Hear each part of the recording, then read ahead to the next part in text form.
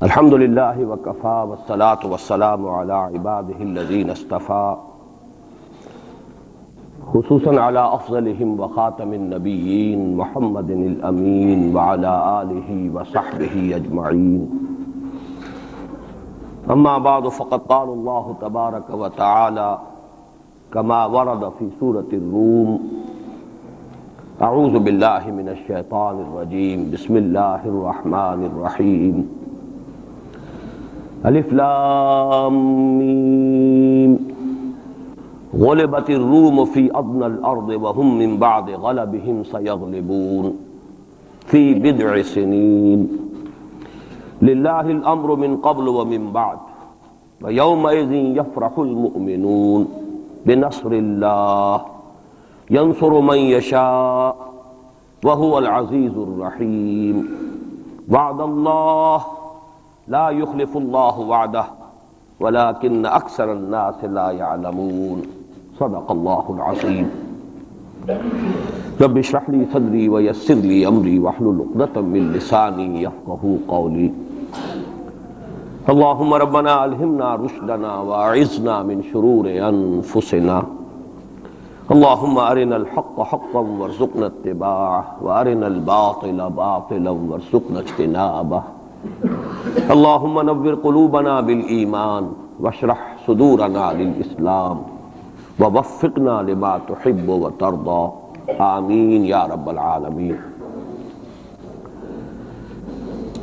یہ کہنے کی ضرورت نہیں ہے کہ قرآن حکیم کوئی تاریخ کی کتاب نہیں ہے، یہ کتاب ہدایت ہے۔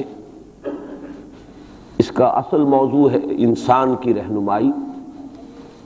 اس رہنمائی میں ذہنی اور فکری رہنمائی بھی شامل ہے، عملی رہنمائی بھی شامل ہے۔ پھر عملی رہنمائی میں انفرادی سطح پر بھی، اجتماعی سطح پر بھی، لیکن یہ مختلف گوشے ہیں ہدایت کے، رہنمائی کے۔ باقی جتنے علوم ہیں وہ چاہے وہ فزیکل سائنسز کا دائرہ ہو اور چاہے سوشل سائنسز کا دائرہ ہو۔ سوشل سائنسز کا ظاہر بات ہے کہ معاملہ زیر بحث آیا ہے، اس لیے کہ اس کا تعلق انسان کی عملی زندگی سے ہے، معاشیات ہیں، سیاسیات ہیں، معاشرتی مسائل ہیں، تو یہ تو ہدایت کے موضوعات ہیں اور انہی سے پھر سوشل سائنسز میں بحث ہوتی ہے۔ جہاں تک فزیکل سائنسز کا تعلق ہے وہ بنیادی طور پر قرآن کا موضوع نہیں ہے، لیکن کہیں کہیں فینومینا آف دی نیچر کا جو حوالہ آیا ہے تو ظاہر بات ہے کہ وہ حوالہ غلط تو نہیں ہو سکتا، اللہ کا کلام ہے۔ بہرحال اس وقت کہنے کی بات یہ ہے کہ قرآن مجید کتاب ہدایت ہے، یہ تاریخ کی کتاب نہیں ہے۔ یہاں تک کہ انبیاء اور رسل اور ان کی قوموں کے جو حالات قرآن میں بیان ہوئے ہیں، کہا جا سکتا ہے یہ تاریخ ہے۔ حضرت نوح علیہ السلام، حضرت ہود علیہ السلام، حضرت ابراہیم علیہ السلام، ان کے حالات و واقعات یقیناً تاریخ کا جز ہے۔ لیکن یہ نوٹ کیجئے کہ قرآن حکیم میں ایک تو یہ کہ بہت سے انبیاء اور رسل کے واقعات کا تذکرہ بار بار آیا ہے، تکرار کے ساتھ، اعادے کے ساتھ، اگرچہ اس میں تکرار محض نہیں ہے، سیاق و سباق کا فرق ہوتا ہے کہ کس جگہ پر کیا مسئلہ زیر بحث ہے، تو مختلف جو انبیاء اور رسولوں کی تاریخ ہے ان کے بھی اس پہلو کو وہاں لے آیا جائے گا جو خاص اس سیاق و سباق سے متعلق ہو۔ لیکن دوسری بات یہ کہ وہ بھی تاریخی ترتیب کے ساتھ قرآن میں بیان نہیں ہوئے۔ اس کے لیے ہمیں تورات جو ہے وہ مدد دیتی ہے کہ تورات میں جو بھی تاریخ آئی ہے انبیاء کی وہ ایک ترتیب کے ساتھ آئی ہے، تاریخی اس کے اندر ترتیب موجود ہے۔ قرآن مجید میں وہ تاریخی ترتیب نہیں ہے۔ اس کے علاوہ جس وقت قرآن نازل ہوا، یہ اب آج سے 1400 برس سے زائد کا عرصہ ہو گیا ہے، اس لیے کہ اب 1400 برس تو حضور صلی اللہ علیہ وسلم کے انتقال پر بھی اس سے زیادہ عرصہ گزر چکا ہے، اور اس سے تقریباً 22-23 برس قبل قرآن نازل ہونا شروع ہوا۔ اس کی جو کنٹمپریری ہسٹری ہے اس دور کی، اس کا بھی ریفرنس قرآن میں نہیں ہے، سوائے ایک مقام کے جس کی میں نے یہ آیات ابھی تلاوت کی۔ تو یہ میں نے تمہید اصل میں اس اعتبار سے کہ سورہ روم اس کی یہ ابتدائی 6 آیات جو ہیں یہ ایک استثناء ہے کہ اس میں قرآن کا جو زمانہ نزول ہے اس کا ایک تاریخی اہم واقعہ ہے جس کی طرف ریفرنس ہے، اور یہ ریفرنس ایک پیشین گوئی کی صورت میں ہے۔ تو میں ان دونوں چیزوں کی قدر وضاحت کروں گا، اور اس لیے کہ اس وقت کے جو حالات ہمارے ہیں انڈین سب کانٹیننٹ کے، بر عظیم پاک و ہند، اس میں ایک مشابہت ہے ان حالات کے ساتھ۔ میری آج کی گفتگو کا عنوان آپ کو معلوم ہے کہ بابری مسجد کی شہادت اور اب بر صغیر پاک و ہند میں اسلام اور مسلمانوں کا مستقبل کیا ہے، اس کے حوالے سے گفتگو کرنی ہے۔ میرا اب تک کا تجربہ یہ ہے کہ جب بھی میں نے کسی بھی اپنے زمانے کے حالات کے بارے میں غور کرنا شروع کیا اور مجھے تلاش ہوتی ہے کہ کہیں کوئی حوالہ، کوئی مشابہت کسی درجے میں، اس لیے کہ ایک مقام پر قرآن مجید میں آیا فیہ ذکرکم، اس میں تمہارا ذکر موجود ہے۔ اب اگرچہ اس کی تعبیرات مختلف ہیں، تمہارے حصے کا ذکر، تمہارے حصے کی نصیحت، لیکن ذکر کا ایک مفہوم وہ بھی ہے کہ تمہارا ذکر ہے۔ اور ایک حدیث نبوی میں بڑی وضاحت کے ساتھ ہے، بڑی وہ عظیم حدیث ہے، حضرت علی رضی اللہ تعالیٰ عنہ سے مروی ہے۔ قرآن مجید کی عظمت کے بیان میں سمجھتا ہوں کہ جامع ترین حدیث وہی ہے۔ حضرت علی فرماتے ہیں کہ حضور نے ارشاد فرمایا انہا ستکون فتنۃ، ان قریب ایک بہت بڑا فتنہ رونما ہوگا۔ تو حضرت علی فرماتے ہیں کہ اس پر میں نے سوال کیا، قلت مل مخرج منہا یا رسول اللہ، اے اللہ کے رسول یہ بتائیے کہ اس فتنے سے نکلنے کا راستہ کون سا ہوگا۔ یہ بہت اہم نقطہ ہے کہ یہاں حضرت علی نے یہ نہیں پوچھا، اگر ہم ہوتے تو ہم تو سقراط اور مقراط ہیں نا، تو ہمارا تو معاملہ ہوتا ہے معلومات اور علمیات سے متعلق، ہم پوچھتے کب ہوگا، کیوں ہوگا، کدھر سے ہوگا، کیا ہوگا۔ یہ سارے سوالات جو ہیں کہ وہ فتنہ کب ہوگا، کدھر سے آئے گا، کیوں آئے گا، کیسے آئے گا، کیا اس کے حالات ہوں گے، کیا تفاصیل ہوں گی، یہ سب در حقیقت صرف پہلے ہی انداز ٹھیک تھا۔ یہ ساری چیزیں جو ہیں ان کا تعلق ہے معلومات سے۔ عملی مسئلہ کیا ہوتا ہے، اس سے نکلنے کا راستہ کون سا ہوگا۔ لہذا حضرت علی نے یہ نہیں پوچھا فتنہ کب ہوگا، کدھر سے ہوگا، کیوں ہوگا، کیسے ہوگا، بلکہ جو عملی اعتبار سے اہم سوال تھا مل مخرج منہا یا رسول اللہ، اے اللہ کے رسول یہ بتائیے اس سے نکلنے کا راستہ کون سا ہوگا۔ مخرج آپ دیکھتے ہوں گے آج کل ہوائی جہازوں میں بھی لکھا ہوتا ہے، ایگزٹ جو ہوتا ہے، ایمرجنسی ایگزٹ، مخرج، نکلنے کا راستہ۔ تو حضور نے فرمایا کتاب اللہ، اس فتنے سے نکلنے کا راستہ اللہ کی کتاب ہے۔ فیہ نبأ ما قبلکم وخبر ما بعدکم وحکم ما بینکم۔ یہ طویل حدیث ہے، میں صرف 3 ٹکڑے اس کے سنا رہا ہوں کہ قرآن مجید کی تعریف بیان کرتے حضور نے فرمایا اس میں تم سے پہلے کے لوگوں کے حالات بھی ہیں، تمہارے بعد میں جو حالات آنے والے وہ بھی ہیں، اور تمہارے مابین جتنے بھی اختلافات پیدا ہوں گے ان سب کا فیصلہ بھی ہے۔ فیہ نبأ ما قبلکم وخبر ما بعدکم وحکم ما بینکم۔ یہ کیا ہو کر دیتے ہو، ٹھیک ٹھاک تھا معاملہ۔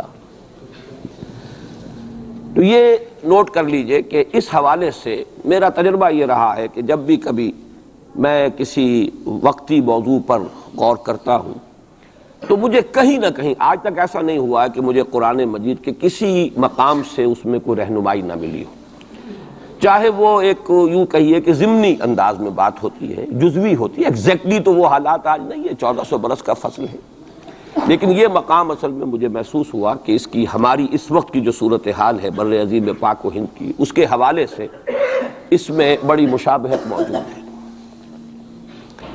تو سب سے پہلے میں چاہتا ہوں کہ ان آیات کا ترجمہ اور یہ کہ اس وقت جو حالات تھے کہ جن میں یہ آیات نازل ہوئیں ان کا ایک آپ کے سامنے تصور آ جائے۔ الف لام میم یہ تو حروف مقطعات ہیں، 4 مکی صورتوں کے شروع میں آئے ہیں، 2 مدنی صورتوں کے۔ سورہ بقرہ الف لام میم سے شروع ہوتی ہے، سورہ آل عمران یہ مدنیات ہیں۔ مکیات سورہ عنکبوت، سورۃ الروم جس کی یہ ابتدائی آیات ہیں، پھر سورہ لقمان، پھر سورہ سجدہ۔ تو یہ 6 آیتیں جو ہے سورہ روم کی، الف لام میم غلبت الروم فی ادنی الارض، مغلوب ہو گئے رومی قریب کی سرزمین میں، ادنا قریب کا، دنا کہتے ہیں قریب کھونے کو، رومی مغلوب ہو گئے قریب کی سرزمین میں۔ اب اس کی تھوڑی سی وضاحت ضروری ہے، اور یہ تھوڑا سا جغرافیے کا نقشہ ذہن میں لے آئیے۔ جزیرہ نما عرب جو ہے وہ آپ کو معلوم ہے، اس کے جنوب میں اور دونوں طرف سمندر ہے، ادھر بحر احمر ہے مغرب میں، مشرق میں خلیج فارس یا خلیج عربی جو بھی اس کو کہیں، جنوب میں بحر ہند ہے، بحر عرب ہے۔ اوپر جا کر ایک تکون بنتی ہے، وہ تکون یہ ہے کہ ادھر سے اگر بحر احمر کی جو بحر احمر ہے، ریڈ سی، اس کی خلیج عقبہ کی سیدھی لکیر کھینچ دیں اوپر، اور ادھر سے خلیج فارس کی سیدھی لائن کھینچ دیں تو اوپر جا کر یہ ایک جگہ مل جائیں گے، اور یہ ایک ٹرائنگل وجود میں آئے گی۔ بیس نیچے ہے جنوب میں، جو جزیرہ نما عرب کا عربین پیننسولا کا بیس ہے۔ یہ جو اوپر کی تکون بنتی ہے اس میں جزیرہ نما عرب سے باہر، یہ بھی عرب ملک ہے۔ اس کے نام کیا ہے؟ عراق عرب، شام عرب۔ تو گویا کہ ملک عرب جو ہے اس کے 3 حصے، ایک جزیرہ نما ہے پیننسولا نیچے، جسے عام طور پر عرب سمجھا جاتا ہے، وہ آج کل آپ اسے سعودی عرب کہیں گے، اور اس کے ساتھ امارات وغیرہ ہیں، یا ادھر یمن ہے۔ یہ جو ممالک ہیں یہ مل کر بنتے ہیں یہ جزیرہ نما، یہ ہے پیننسولا، عربین پیننسولا۔ اس کے اوپر عراق عرب، یہ بھی عرب قوم ہے، عرب علاقہ ہے، عرب زبان اس کی اب شروع سے چلی آ رہی ہے۔ اور شام عرب، سیریا، یہ شام عرب ہے۔ اب اس سے داہنی طرف یا مشرق کی طرف ایران، اور شام کے مغرب کی طرف تو خیر میڈیٹرینین آ جاتا ہے، لیکن ذرا سا اوپر جائیں تو وہ ترکی ہے، روم، پرانا روم۔ اور آپ کو معلوم ہے کہ جب حضور کی بعثت ہوئی ہے تو اس سے پہلے کم و بیش 700-800 برس سے یہ 2 عظیم مملکتیں چلی آ رہی تھیں، سلطنت روما اور سلطنت ایران۔ ان دونوں کا مقابلہ رہتا تھا۔ یوں سمجھئے کہ تاریخ جھولا جھولتی تھی، کبھی ایرانی آگے بڑھتے تھے یہ مکے شہر میں، اور شمال میں یہ جو کشمکش تھی، تاریخ جھولا جھول رہی تھی۔ اس میں ایسا ہوا ہے کہ سن 614 میں ایک بڑی ہی زبردست شکست دی ہے رومیوں نے ایرانیوں کو۔ یہ تاریخ کی بدترین شکستوں میں سے ہے جو رومیوں کے ہاتھوں، جو رومیوں کی ہوئی ہے ایرانیوں کے ہاتھوں۔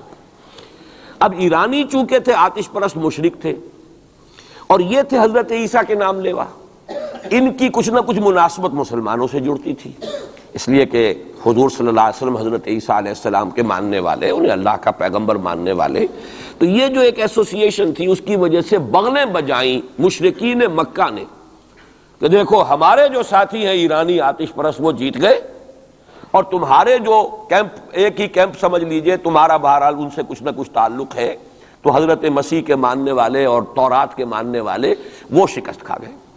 اور شکست بھی ایسی تھی کہ یروشلم سے یہ نکلے ہیں، بھاگے ہیں رومی۔ ہرقل اس وقت وہ ایمپرر تھا، ہیرکلیس، اور ایلیا جو ان کا کہلاتا ہے یروشلم میں وہ ہیکل، اس سے جو ان کی بڑی صلیب تھی وہ بھی وہاں سے لے گئے وہ، اور گویا کہ ان کے لیے تو سمجھیے کہ یہ مذہبی اعتبار سے ایک موت تھی کہ ان کی مذہبی علامت، ان کے لیے شاعر جو ہے ان کے مذہبی، ان میں سب سے مقدس شے جو تھی وہ بھی ایرانی وہاں سے لے گئے۔ اور بہت ہی زبردست شکست ہوئی ہے اس وقت رومیوں کو، ہیرکلیس کو۔ اس پر جو بغلیں بجی مشرکین مکہ نے، جو اس پر خوشیاں منائی، مسلمانوں کو ایک طرح سے یوں سمجھیے کہ انہیں ستانے کے لیے، چڑھانے کے لیے، دیکھو وہ جیت گئے، اسی طرح تمہارا بھی قلع قما ہو جائے گا، تمہاری بھی کوئی بنیاد، لستم علی شیء، تمہاری بھی کوئی حقیقت نہیں ہے، جیسے رومی جو ہے وہ شکست کھا گئے، تم بھی ختم ہو جاؤ۔ اس وقت یہ آیات نازل ہوئی ہیں، اور یہ آیات اب پیشن گوئی کی صورت میں نازل ہوئی ہیں مسلمانوں کی دلجوئی کے لیے۔ ان کا جو مورال اس وقت گر رہا تھا مکے کے مسلمانوں کا، ابھی ہجرت نہیں ہوئی ہے، ابھی تو یہ مکے ہی میں معاملہ چل رہا ہے۔ 610 میں حضور پر وحی کا آغاز ہوا ہے، گویا کہ یہ 5واں برس ہے نبوت کا، ابھی ہجرت سے 7 سال پہلے کی بات ہو رہی ہے یہ جو مکے کے اندر جو صورتحال ہے۔ تو وہاں انہیں خبر دی گئی، الف لام میم غلبت الروم فی ادنی الارض، قریب کی سرزمین میں، اب یہ جزیرہ نما سے قریب ہے یہ پورا علاقہ شام کا، عراق کا، رومی مغلوب ہو گئے، رومیوں کو شکست ہو گئی۔ وَهُمْ مِنْ بَعْدِ غَلَبِهِمْ سَيَغْلِبُونَ، اور وہ اپنی اس مغلوبیت کے بعد پھر غالب آ جائیں گے۔ یہ پیشن گوئی ہے کہ یہ صورتحال مستقل نہیں ہے، یہ عارضی سی بات ہے، اس پر بغلیں نہ بجاؤ، اس پہ خوشیاں نہ مناؤ، اور اے مسلمانوں تم دل گرفتہ نہ ہو، رنجیدہ نہ ہو، بلکہ یہ عارضی بات ہے۔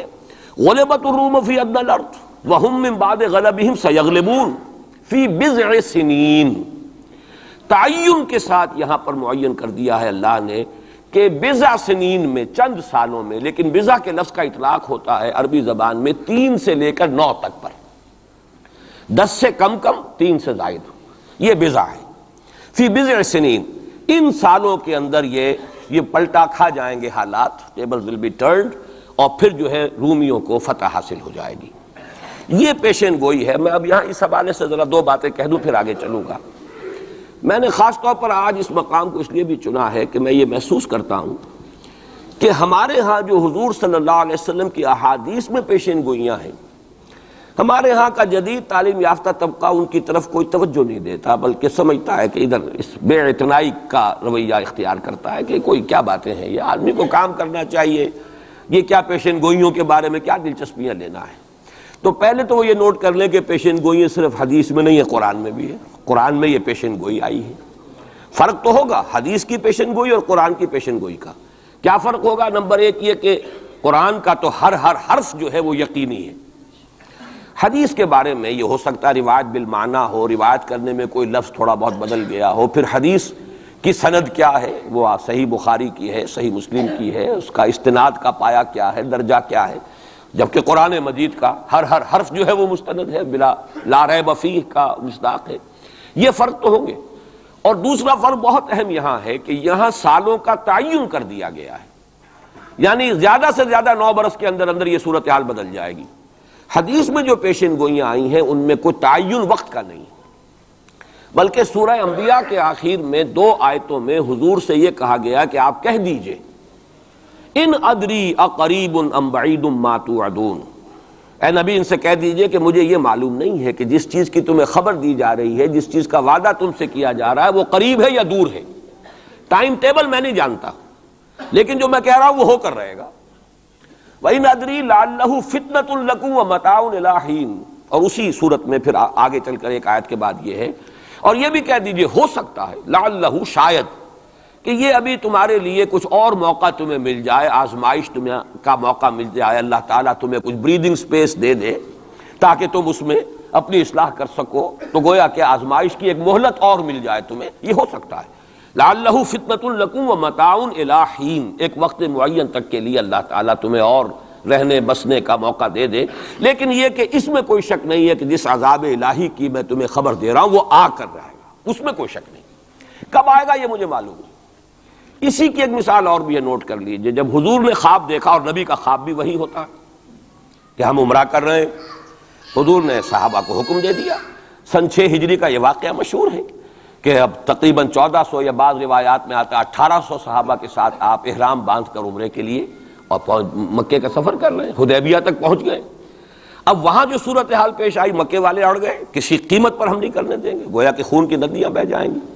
تو وہاں کی صورتحال کو دیکھ کر مصالحت کی حضور نے، صلح کی، صلح حدیبیہ مشہور، صلح حدیبیہ بہت ہی اہم ہے، تاریخ کا، سیرت النبی کا بہت اہم واقعہ ہے۔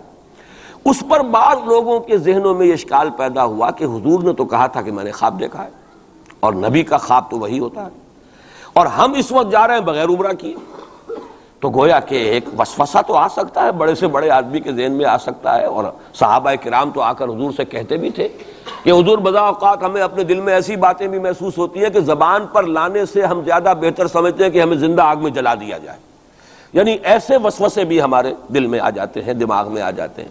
تو حضور نے فرمایا کیا واقعی تم ایسا محسوس کرتے ہو کہ اس بات کو زبان پر لانے سے بہتر ہے کہ ہمیں زندہ جلا دیا جائے؟ عرض کیا جی ہاں یہ تو ہمارا، فرمایا ذاک ایمان، یہی تو ایمان ہے۔ شیطان وسوسہ اندازی کرے گا، لیکن جب تمہارا یہ احساس ہے کہ یہ بات اتنی بری ہے کہ مجھے زندہ جلا دیا جائے، یہ میرے لیے اہون ہے، ہلکا ہے بنسبت اس کے کہ میں اس بات کو زبان پر لاؤں، تو ثبوت ہے کہ ایمان موجود ہے۔ ریئیکٹ کا کون سی شے کر رہی ہے اس کے خلاف جو رد عمل پیدا ہوا وہ ایمان سے ہے نا، تو یہ تو پھر ایمان کا ثبوت ہے، یہ آپ نے اطمینان دلایا۔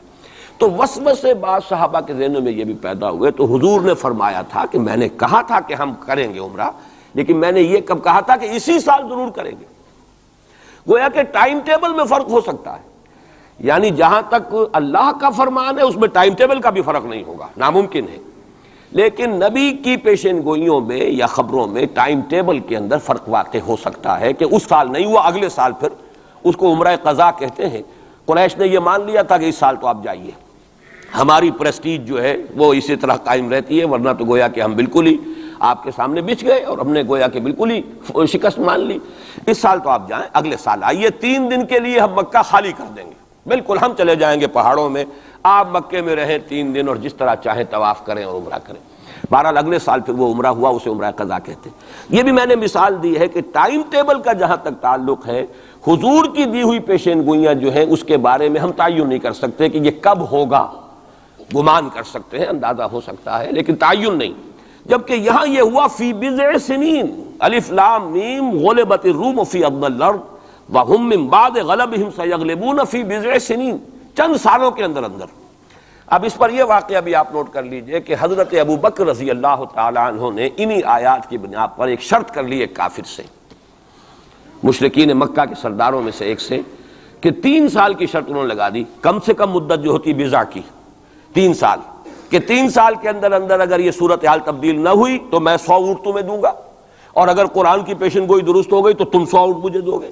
اور اس وقت تک اس طرح کی شرط لگانا ابھی حرام نہیں ہوا تھا، چونکہ شریعت کے احکام تفصیلی تو آئے نہیں تھے، ابھی تو نہ شراب حرام تھی نہ جوا حرام تھا، تو اس طرح کی شرط لگانا کس طرح کوئی حرام والی بات تو تھی نہیں۔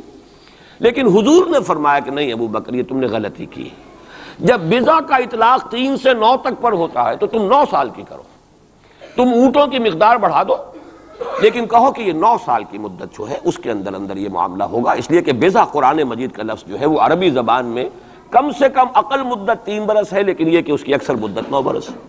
تو حضرت ابو بکر نے وہ بدلا، اور ٹھیک 9 سال بعد وہ صورتحال پیش آ گئی۔ اور یہ عجیب ہے تاریخ کا واقعہ، ہرقلیس کی یہ جو فتح ہے یہ بھی بڑی ہی معجزانہ تھی۔ وہ جو ڈائریکٹ روٹ تھا جس سے کہ ہمیشہ ان کی جنگیں ہوتی تھی، یعنی اس کے ترکی کے مشرقی علاقے سے آ کر رومی جو ہے پھر میدان جنگ کو اختیار کریں، بحیرہ کیسپین کا راؤنڈ دے کر پہاڑی جو یہ علاقہ ہے اس کے پیچھے سے آ کر اس نے حملہ کیا ہے، اور ایک دم اچانک جو ہے ایرانیوں کو گویا کہ سرپرائز اٹیک کیا ہے۔ لیکن پھر یہ کہ شکست فاش ہوئی ایرانیوں کو، دوبارہ پھر جو ہے وہ یروشلم پر اس کا قبضہ ہو گیا۔ اس نے منت مانی تھی کہ اگر یروشلم دوبارہ فتح ہو جائے ہمارے ہاتھوں تو میں حمص سے لے کر اور یروشلم تک پیدل جاؤں گا، اور وہاں جا کر جو ہے شکرانے کی نماز ادا کروں گا، چونکہ وہ پھر صلیب انہیں دوبارہ واپس مل گئی، صلیب کو دوبارہ ریسٹور کرنا تھا اسی جگہ پر جا کر، تو پیدل چل کر یہ آیا ہے۔ اور تاریخ میں نوٹ کر لیجیے جب یہ پیدل چل کر آیا تھا اسی وقت، اب زمانہ کافی گزر چکا تھا، تو پھر جو حضور کا نامہ مبارک گیا ہے سن 7 ہجری میں، یہ وہ زمانہ ہے جبکہ یروشلم وہ آیا ہوا تھا، اور اس وقت پھر ابو سفیان کو بلا کر، اس وقت تک وہ ایمان نہیں لائے تھے، حضور کے نامہ مبارک پر پھر ہرقلیس نے پھر سوال جواب کیے اور معلومات حاصل کی ہیں، کون شخص ہے، کیسا ہے، حسب نسب کیسا ہے، اس کا کردار کیسا رہا ہے، کون لوگ اس پر ایمان لا رہے ہیں، جو ایمان لاتے ہیں ان میں سے کوئی واپس بھی جاتا ہے کہ نہیں جاتا، کوئی مرتد بھی ہوتا ہے۔ بڑا ذہین انسان تھا، بڑا عالم و فاضل انسان تھا، پہچان چکا تھا کہ یہ وہی نبی ہے جن کا ہم انتظار کر رہے ہیں۔ لیکن وہ یہ چاہتا تھا کہ جیسے قسطنطین نے اس وقت یہ کیا تھا کہ وہ جب اس نے مذہب بدلا ہے، عیسائیت اختیار کی، تو پوری مملکت جو ہے عیسائی ہو گئی، تو نظام انٹیکٹ رہا، وہی ان کا بادشاہت کا نظام قائم رہا۔ چاہتا تھا کہ میرے یہ تمام کے تمام نائبین سلطنت اور جتنے بھی بطاریق ہیں، یہ بطریق پیٹریارکس، یہ سب کے سب بھی میرے ساتھ اسلام قبول کر لیں۔ اور سارا یہ اس نے جو سوال جواب کیا تھا ابو سفیان سے، اسی لیے کیا تھا کہ سارے درباری قائل ہوتے چلے جائیں کہ واقعی یہ نبی سچا ہے۔ لیکن اس کی امید کے برعکس ہوا، ریئیکشن بڑا شدید ہوا ان کے وہ پادریوں میں اور ان کے جو پیٹریارکس تھے ان میں، تو پھر وہ بھی محروم رہ گیا، سلطنت کی بیڑی اس کے پاؤں میں پڑی رہ گئی، زنجیر پڑی رہ گئی، وہ اسلام سے محروم رہ گئی۔ بہرحال اب یہاں نوٹ کیجئے کہ 9 برس بعد 623 عیسوی میں اس کو فتح حاصل ہو گئی۔ حضرت عمر نے وہ 100 اونٹ حاصل کیے، اگرچہ حضور نے پھر اس کے بارے میں حکم دیا کہ اسے صدقہ کر دو، اس کو اب تم اپنے ذاتی استعمال میں نہ لاؤ، صدقہ کر دو۔ اچھا، اس کے ساتھ اس پیشن گوئی میں دوسرا حصہ بھی ہے، الف لام میم غلبت الروم فی ادنی الارض وهم من بعد غلبهم سیغلبون فی بضع سنین للہ الامر من قبل ومن بعد۔ اللہ ہی کے ہاتھ میں ہے تمام معاملات کا اختیار، پہلے بھی اور بعد میں بھی، یہ تو ایمان کی بنیادی حقیقت ہے۔ وَيَوْمَئِذٍ يَفْرَحُ الْمُؤْمِنُونَ، اور اس روز اہل ایمان بھی بہت خوشیاں منا رہے ہوں گے۔ یہ اس پیشن گوئی کا دوسرا حصہ ہے۔ عین بدر کے دن یہ خبر آئی ہے کہ یہ پیشن گوئی صحیح ہو گئی۔ 9 برس ہو گئے، سن 5 جو نبوی سے اور غزوہ بدر 623 عیسوی میں غزوہ بدر ہو رہا ہے، 622 میں ہجرت ہے اور 623 میں غزوہ بدر ہو گیا۔ اور جس روز فتح مسلمانوں کو حاصل ہوئی ہے بدر میں، اور سرداران قریش جو ہیں وہ کھجور کے کٹے ہوئے تلوں کے مانند جو ہے پڑے ہوئے نظر آئے ہیں میدان بدر میں، عین اسی وقت فتح کی خبر آئی ہے کہ رومیوں کو دوبارہ فتح حاصل ہو گئی ایرانیوں پر۔ یومئذ یفرح المؤمنون، اس دن اہل ایمان کو بھی بہت فرحت حاصل ہوگی، بہت خوشی حاصل ہوگی، وہ بھی جشن منا رہے ہوں گے بنصر اللہ، اللہ کی مدد سے۔ بدر میں جو اللہ تعالیٰ کی نصرت آئی ہے، ینصر من یشاء، وہ تو مدد فرماتا ہے جس کی چاہتا ہے، وہو العزیز الرحیم، اور وہ زبردست ہے، رحم فرمانے والا ہے۔ وعد اللہ، اب دیکھیے ذرا تاکید کا انداز دیکھیے، وعد اللہ، یہ اللہ کا وعدہ ہے، لا یخلف اللہ وعدہ، اور کان کھول کے سن لو، اللہ اپنے وعدے کے خلاف نہیں کرتا۔ ولکن اکثر الناس لا یعلمون، لیکن اکثر لوگوں کو علم حاصل نہیں ہے، اکثر لوگ جانتے نہیں۔ یہ جو میں نے آیات اور اس کا تاریخی پس منظر، کچھ تھوڑا سا جغرافیائی جو اس کا پس منظر ہے، وہ سارا آپ کے سامنے رکھا ہے۔ اس کا مقصد یہ ہے کہ ایک طرف تو جو پیشین گوئیاں ہیں ان کے بارے میں تعلیم یافتہ لوگوں کے ذہنوں میں بھی جو اگر کوئی اشکال ہے کہ حدیث میں جو پیشین گوئیاں آئی ہیں تو وہ رفع ہو جائے۔ ہمارے نزدیک قرآن اور حدیث میں کوئی فرق نہیں، قرآن بھی ہمیں محمد کے ذریعے ملا صلی اللہ علیہ وسلم، مجھ پر تو نازل نہیں ہوا، کسی اور پر نازل نہیں ہوا، ابو بکر پر نازل نہیں ہوا، نازل تو محمد پر ہوا صلی اللہ علیہ وسلم، وہ بھی آپ کی زبان مبارک سے ہمیں عطا ہوا ہے، آپ سے لیا ہے صحابہ نے، صحابہ سے تابعین نے، تابعین سے تبع تابعین نے، اور اس کے لیے ریٹن ورڈ ذریعہ نہیں بنا ہے، اصل جو ہے یہ اسپوکن، زبان سے زبان، اور اصل شے آج بھی جو ہے وہ قرات ہے قرآن کی، قرات اور قرات کا فن جو ہے یہ ہے اصل اس کے لیے حجت۔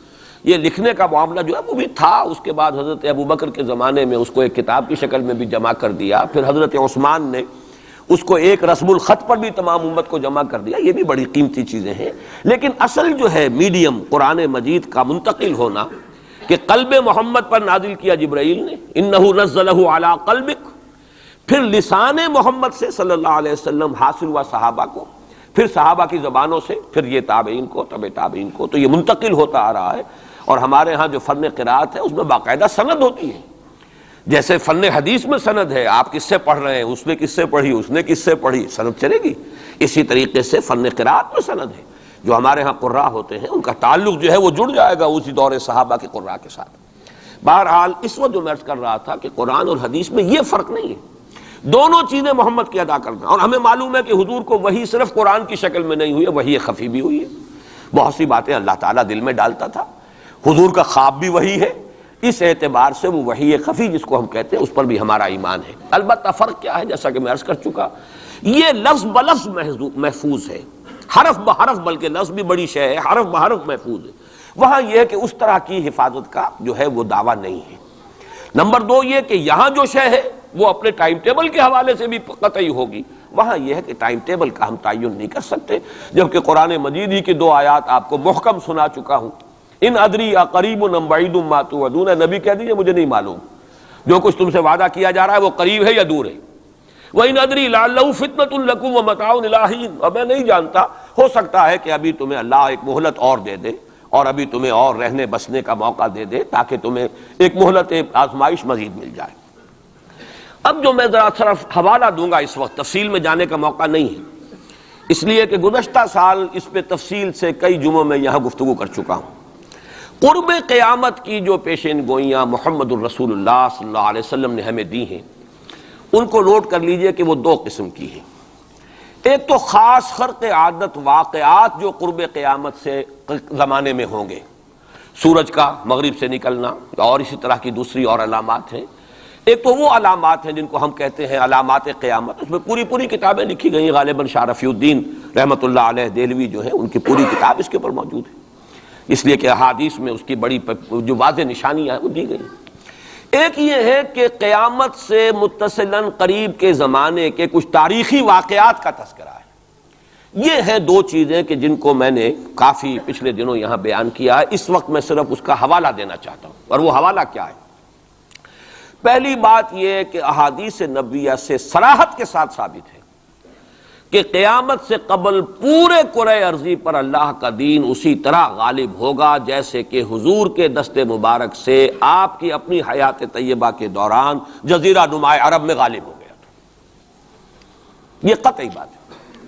حضور نے 5 ادوار گنائے، یہ حدیثیں ہم نے اس کے ٹیکسٹ بھی عام کیے ہیں، ندائے خلافت میں ان کے ٹائٹلز پر شائع کیا ہے تاکہ یاد کریں آپ حضرات ان حدیثوں کو، اس لیے کہ جو حالات اس وقت ہیں اور جو سامنے آنے والے ہیں بہت مایوس کن حالات ہیں، اور مایوس کن حالات میں پھر اگر امید کی کوئی ڈور جو ہے وہ ہاتھ میں رہے تو آدمی کو سنبھالا ملتا رہتا ہے، کہیں نہ کہیں کچھ امید بھی جو ہے کہ دامان خیال یار چھوٹا جائے ہے مجھ سے، وہ امید کا دامن جو ہے ہاتھ سے بالکل ہی نہ چھوٹ جائے تو کوئی نہ کوئی نا امیدی سنبھلنے دے مجھے، ہے نا امیدی کیا قیامت ہے، بڑا پیارا مصرع ہے، سنبھلنے دے مجھے ہے نا امیدی کیا قیامت ہے کہ دامان خیال یار چھوٹا جائے ہے مجھ سے۔ تو نا امیدی بہت بری شے ہے، لا تقنطوا من رحمۃ اللہ۔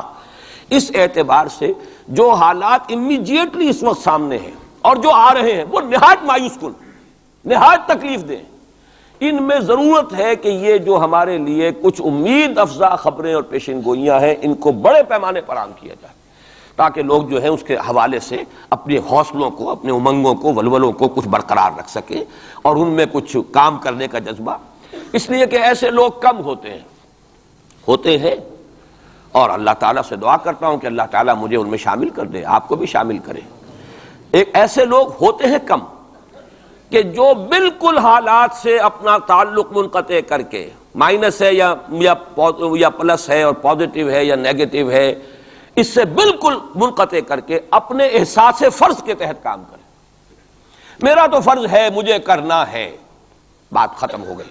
کیا حالات ہیں، کیا امیدیں ہیں، کیا کیلکولیشنز ہیں، کیلکولیٹنگ مائنڈ سے انہیں کوئی سروکار نہیں ہوتا، ہمیں اس سے بحث نہیں، کوئی نتیجہ نکل رہا ہے یا نہیں نکل رہا، یا نکل سکتا ہے یا نہیں نکل سکتا، کوئی امید ہے یا نہیں ہے۔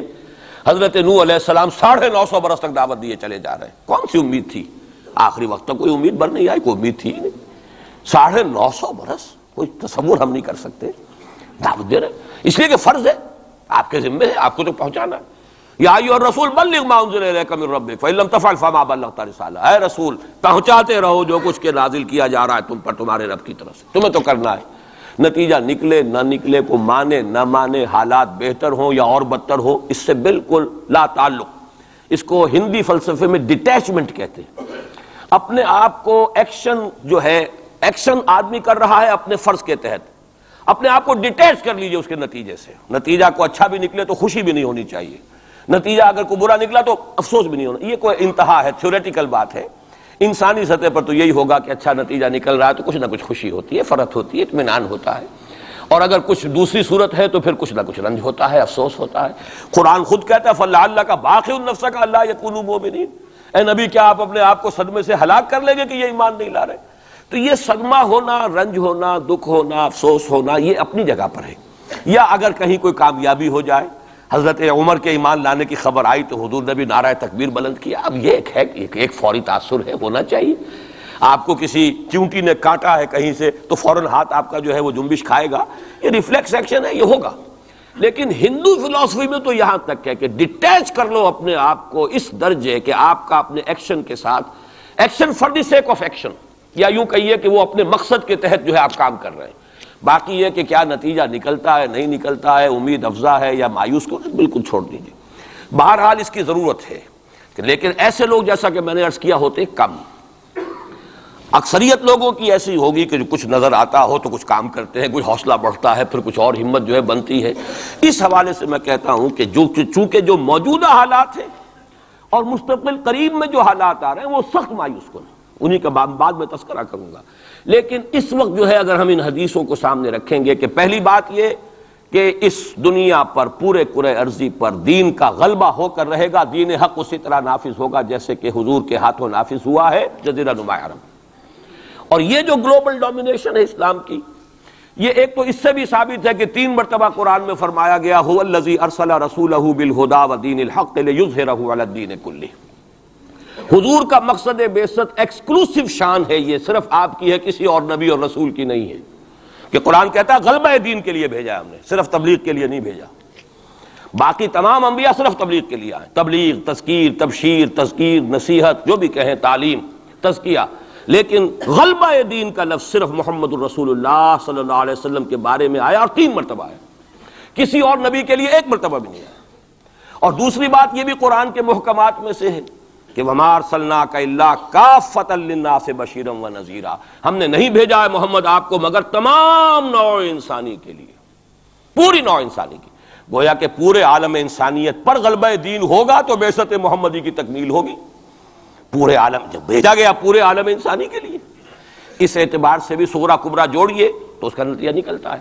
باقی یہ کہ حضور نے وضاحت کے ساتھ وہ احادیث جو ہیں جیسے میں نے عرض کیا، میں نے بارہا آپ کو سنائی ہیں، حضور نے 5 دور گنوائے ہیں: دور نبوت، دور خلافت علی منہاج النبوہ، حدیث کا ٹیکسٹ میں بیان نہیں کر رہا وقت کی کمی کی وجہ سے، پھر دور ایسی ملوکیت کا جو کٹ کھنی ہوگی، ظالم کاٹ کھانے والی، پھر دور ایسی ملوکیت کا جو جبری ہوگی، یہ میرے نزدیک جو غلامی کا دور ہمارا گزر چکا ہے اور ابھی ہے، پارشلی ختم ہوا، پارشلی باقی ہے۔ براہ راست جو ہے ویسٹرن امپیریلسٹ پاورز جو ہیں وہ یہاں سے چلی گئی ہیں، ان کی فوجیں اب موجود نہیں ہیں ہمارے ہاں، لیکن یہ کہ ان کی تہذیب، ان کا تمدن، ان کا فکر، ان کے نظریات، ان کے فلسفے، ان کی سوچ، ان کا طرز بود و باش، انہی کا لباس، انہی کی صفت، یہ سب کچھ موجود ہے۔ اور ٹیکنالوجی میں، علم میں اور معاشیات میں ہم بالکل بھکاریوں کی طرح ان کے سامنے ہاتھ پھیلانے پر مجبور ہیں۔ تو وہ ختم نہیں ہوا چوتھا دور، بلکہ در حقیقت یہ کہ انٹرم پیریڈ ہے چوتھے اور 5ویں کے درمیان، اور 5واں آپ نے فرمایا ثم تکون خلافت علی منہاج النبوہ، پھر 5واں دور آئے گا خلافت علی منہاج النبوہ کا۔ اور اس وقت گویا کہ پوری جو یہ عالم انسانیت ہے یہ اس چوتھے اور 5ویں دور کے درمیان میں ہے، یہ ایک درمیان کا عرصہ ہے، نو مینز لینڈ کہہ لیجئے اس کو، یا یہ کہ برزخی یہ دور ہے۔ وہ جو دور تھا امپیریلزم کا، مغربی امپیریلزم، غیر مسلموں کی ہم پر حکومت، ملکن جبرین، اور وہ خلافت علی منہاج النبوہ۔ پھر وہ 2 حدیثیں حضرت ثوبان رضی اللہ تعالی عنہ سے جو کہ مسلم شریف میں مروی ہے کہ مجھے اللہ تعالیٰ نے ساری زمین سکیڑ کر دکھا دی، یہاں تک کہ میں نے اس کے سارے مشرق دیکھ لیے، سارے مغرب دیکھ لیے۔ وَإِنَّ أُمَّتِي سَيَبْلُغُ مُلْكُهَا مَا زُوِيَ لِي مِنْهَا، اور سن لو کہ میری امت کی حکومت ان تمام علاقوں پر قائم ہو کر رہے گی جو مجھے سکیڑ کر دکھا دیے گئے۔ اب اس کے بعد مجھے تو کوئی شک ہے نہیں، صحیح ہے میں سے ہے روایت، صحیح مسلم، بعض حضرات کے نزدیک تو صحیح مسلم کا درجہ صحیح بخاری سے بھی بلند ہے، لیکن یہ کہ اکثر و بیشتر جو ہے ٹاپ پر صحیح ہیں جنہیں ہم کہتے ہیں صحیح بخاری، صحیح مسلم، یہ حدیث کے مجموعے میں سب سے اوپر ہے۔ اچھا، دوسری حدیث حضرت مقداد ابن اسود سے، لا يبقى على الارض بیت وبر ولا مدر الا ادخل اللہ فیہ کلمۃ الاسلام، اللہ تعالیٰ اس روئے ارضی پر ایک گھر نہیں چھوڑے گا، نہ اینٹ گارے کا بنا ہوا گھر، نہ کوئی کمبلوں کا بنا ہوا خیمہ جس میں اسلام کو داخل نہ کر دیں۔ البتہ اسلام کا داخلہ 2 طریقوں سے ہوگا، بعز عزیز و ذل ذلیل، یا تو گھر والا اور خیمے والا اسلام قبول کر لے گا تو اسلام کے اعزاز کے ساتھ اس کا بھی اعزاز ہو گیا، وَلِلَّهِ الْعِزَّةُ وَلِرَسُولِهِ وَلِلْمُؤْمِنِينَ، عزت تو ہے اللہ کے لیے، اس کے رسول کے لیے، اہل ایمان کے لیے، گھر والا بھی اس کا اعزاز ہوا، اس کے گھر میں اسلام داخل ہوا اس کے اعزاز کے ساتھ۔ اگر نہیں قبول کرے گا تو نیچے ہو کر رہنا پڑے گا، یؤت الجزیۃ عن ید وہم صاغرون، چھوٹے ہو کر جزیہ پیش کرنا ہوگا۔ تو گویا کہ اسلام تو اس کے گھر میں بھی داخل ہو گیا، لیکن وہ بدبخت اعزاز اسلام سے خود محروم رہا، لیکن غلبہ تو ہو گیا نا۔ یدخلون فی دین اللہ افواجا کی وہ شکل تو ہو گئی کہ اللہ کا دین جو ہے وہ غالب ہو گیا، اطاعت تو انہیں کرنی پڑے گی، اسلام کی بالادستی قبول کرنی ہوگی، رہیں ہندو رہیں سکھ رہیں پارسی رہیں عیسائی رہیں، پرسنل لاء میں ان کی جان مال عزت آبرو کی حفاظت کا ذمہ بھی لیا جائے گا، ان کے عقائد کو بھی زبردستی نہیں بدلوایا جائے گا، ان کے مندروں گردواروں اور کلیساؤں اور سلوتاس جو ہیں سینیگاگز ان کی حفاظت کی جائے گی، لیکن بالادستی اسلام کی ہوگی۔ یہ ہے مسند احمد ابن حنبل کی روایت ہے حضرت مقداد ابن اسود سے۔ تو پہلی بات تو یہ ہے کہ یہ یقین، کم سے کم مجھے تو اس کا یقین حاصل ہے الحمدللہ، اور میں چاہتا ہوں کہ ہر شخص، ہر مسلمان کے دل میں یقین پیدا ہو۔ لیکن اس سے پہلے ایک اور دور ہے، وہ دور ہے کہ جس کو ہمارے اس زمانے میں آ کر 2 طبقوں نے اس کے بارے میں اتنی غلط فہمیاں پیدا کی ہیں، اور اکثر ہمارے پڑھے لکھے بزوں میں خیش راسخ العقیدہ مسلمانوں کے اندر بھی دلوں میں نقب لگی ہوئی ہے۔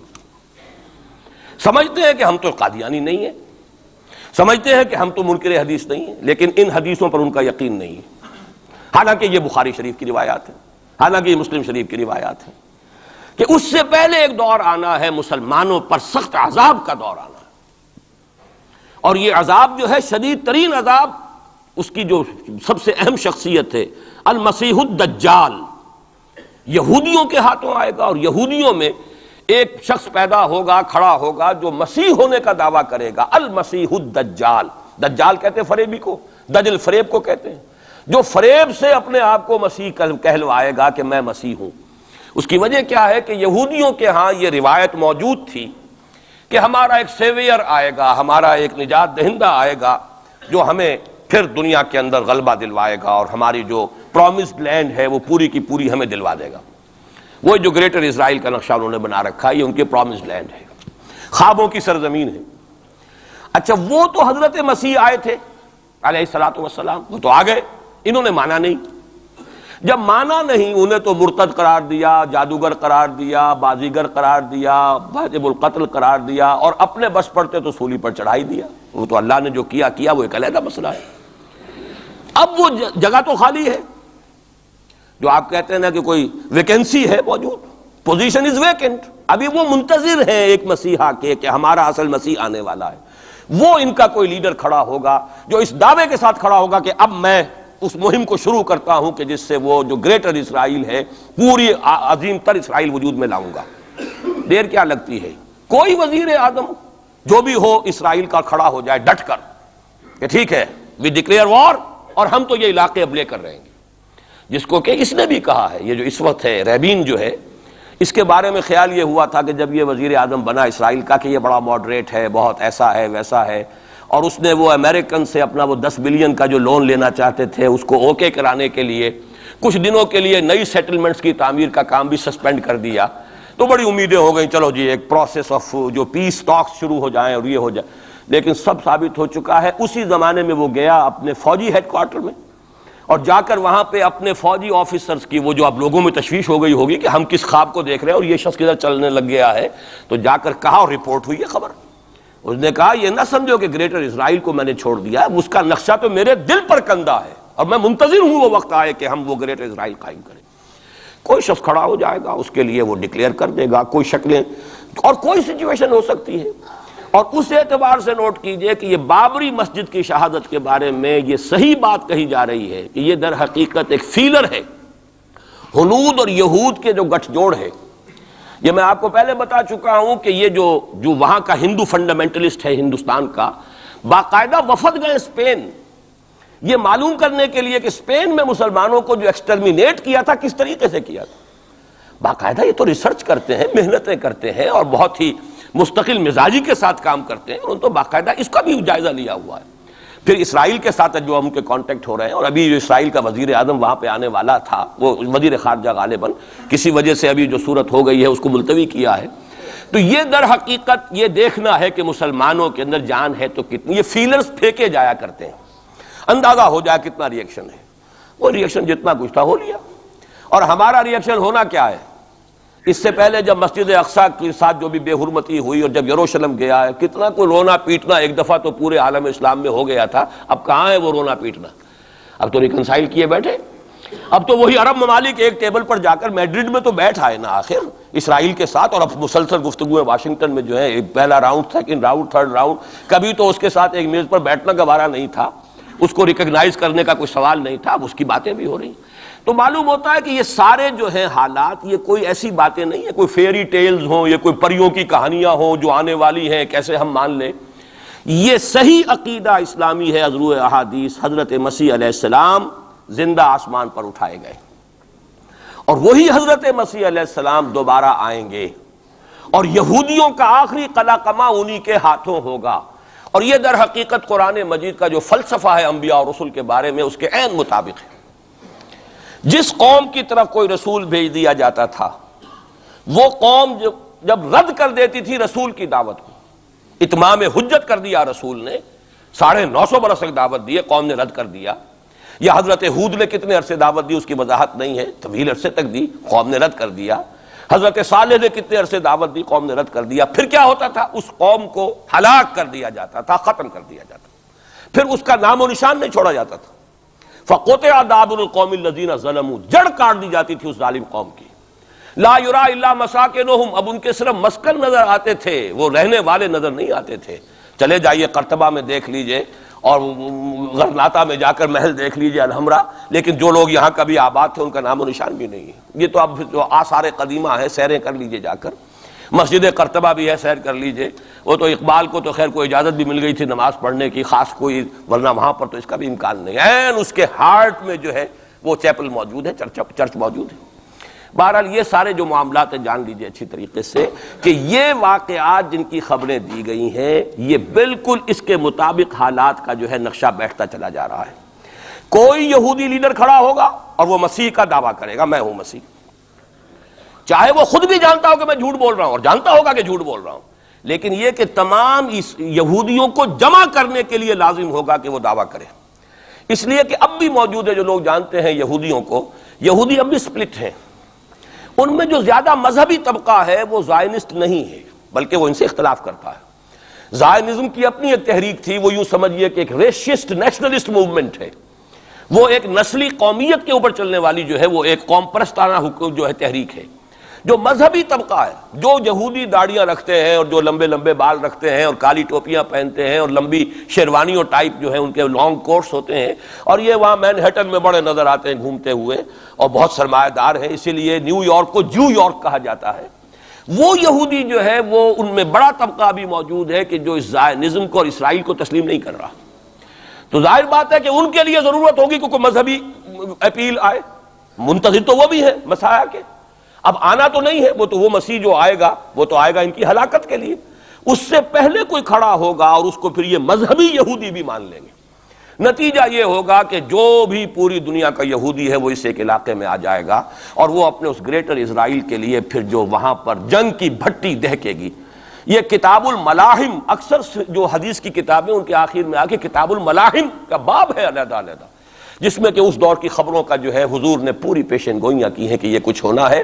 جہاں تک المسیح الدجال کا تعلق ہے اس کے بارے میں تو الفاظ یہ ہیں کہ کوئی نبی اللہ کا ایسا نہیں گزرا کہ جس نے مسیح الدجال کی فتنے سے خود پناہ طلب نہ کی ہو اللہ کی۔ خود حضور کی جو دعائیں ہیں معصورہ اس میں ہے وَأَعُوذُ بِكَ مِن فِتْنَةِ الْمَسِيحِ الدَّجَّالِ، اے اللہ میں تیری پناہ طلب کرتا ہوں فتنت مسیح الدجال سے۔ وہ فتنہ اب سر پر آیا ہوا ہے، یہ چند سالوں کی بات ہے، اور اکثر و بیشتر کچھ اور حوالوں سے بھی، وہ نوسٹروڈیمس کے حوالے سے ہو یا کسی اور کے حوالے سے ہو، پیشین گوئیاں وغیرہ، دنیا میں اس وقت پوری اس فضا کے اندر جو مذہبی فضا ہے یورپ کی وہ بھی بہت پریگننٹ ہے اس حوالے سے کہ یہ پیشین گوئیاں اور اس طرح کی خبریں اور اس طرح کی آمد۔ چنانچہ میں کئی مرتبہ کر چکا ہوں کہ آپ کو امریکہ میں بمپرز کے اوپر سٹیکرز ملتے ہیں مسیح is coming, Jesus is coming, یہ عیسائیوں کا ہے، وہ بھی منتظر ہیں حضرت مسیح کی آمد کے، ہم بھی منتظر ہیں حضرت مسیح کی آمد کے، وہی مانا کہ حضرت مسیح نازل ہوں گے، حضور نے خبر دی ہے، اور آ کر مسلمان کے پیچھے نماز پڑھیں گے، وہ ایک امتی کی حیثیت سے آئیں گے، اب نبی کی حیثیت سے نہیں آئیں گے، بلکہ اپنی امت جو ہے یہود جنہوں نے کہ ان کو انکار کر دیا تھا قبول کرنے سے، ان کو سزا دینے آئیں گے، انہی کی ہلاکت اور بربادی کے لیے آئیں گے، جیسے کہ حضرت نوح کی نگاہوں کے سامنے ان کی قوم ہی نہیں ان کا بیٹا بھی غرق کیا گیا نگاہوں کے سامنے، جس طرح کہ حضرت ہود کی نگاہوں کے سامنے ان کی قوم جو ہے وہ برباد کی گئی۔ اسی طریقے سے اللہ کا یہ قانون رہا ہے کہ جس قوم کی طرف رسول بھیج دیا اس قوم نے اگر رد کر دیا دعوت کو، اس قوم کو اسی رسول کے سامنے ہلاک کیا گیا تاکہ نظر آ جائے کہ یہ تمہارے جو مجرم ہیں یہ کیفر کردار کو پہنچ گئے۔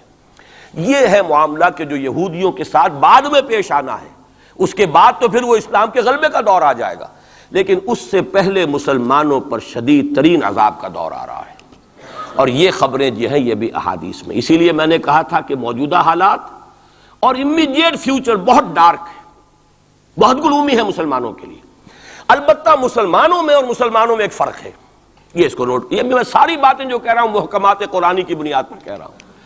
میرا تو بہرحال جو بھی اب زندگی گزری ہے قرآن مجید کے پڑھنے پڑھانے میں گزری ہے، اسی پر سوچ بچار ہے، گفتگو میری ہے تو قرآن کے حوالے سے الحمدللہ، دعوت ہے تو قرآن کی ہے، تو میں جو کچھ کہہ رہا ہوں، لیکن اب ہر چیز کے لیے تفاصیل سے اور تفصیل کے ساتھ دلائل بیان کرنے کا یہ وقت نہیں ہے، مختلف مواقع پر میں اس کے لیے دلائل دیتا رہا ہوں۔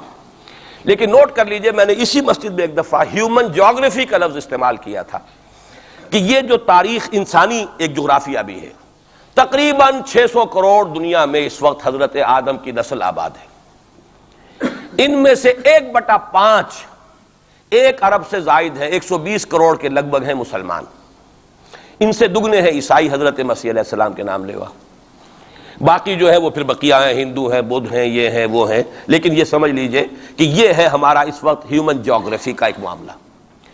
یہ جو 120 کروڑ کے قریب مسلمان ہے، کلمہ گو ہے، محمد کا امتی ہے صلی اللہ علیہ وسلم، اب اس کے دو حصے کر لیجئے۔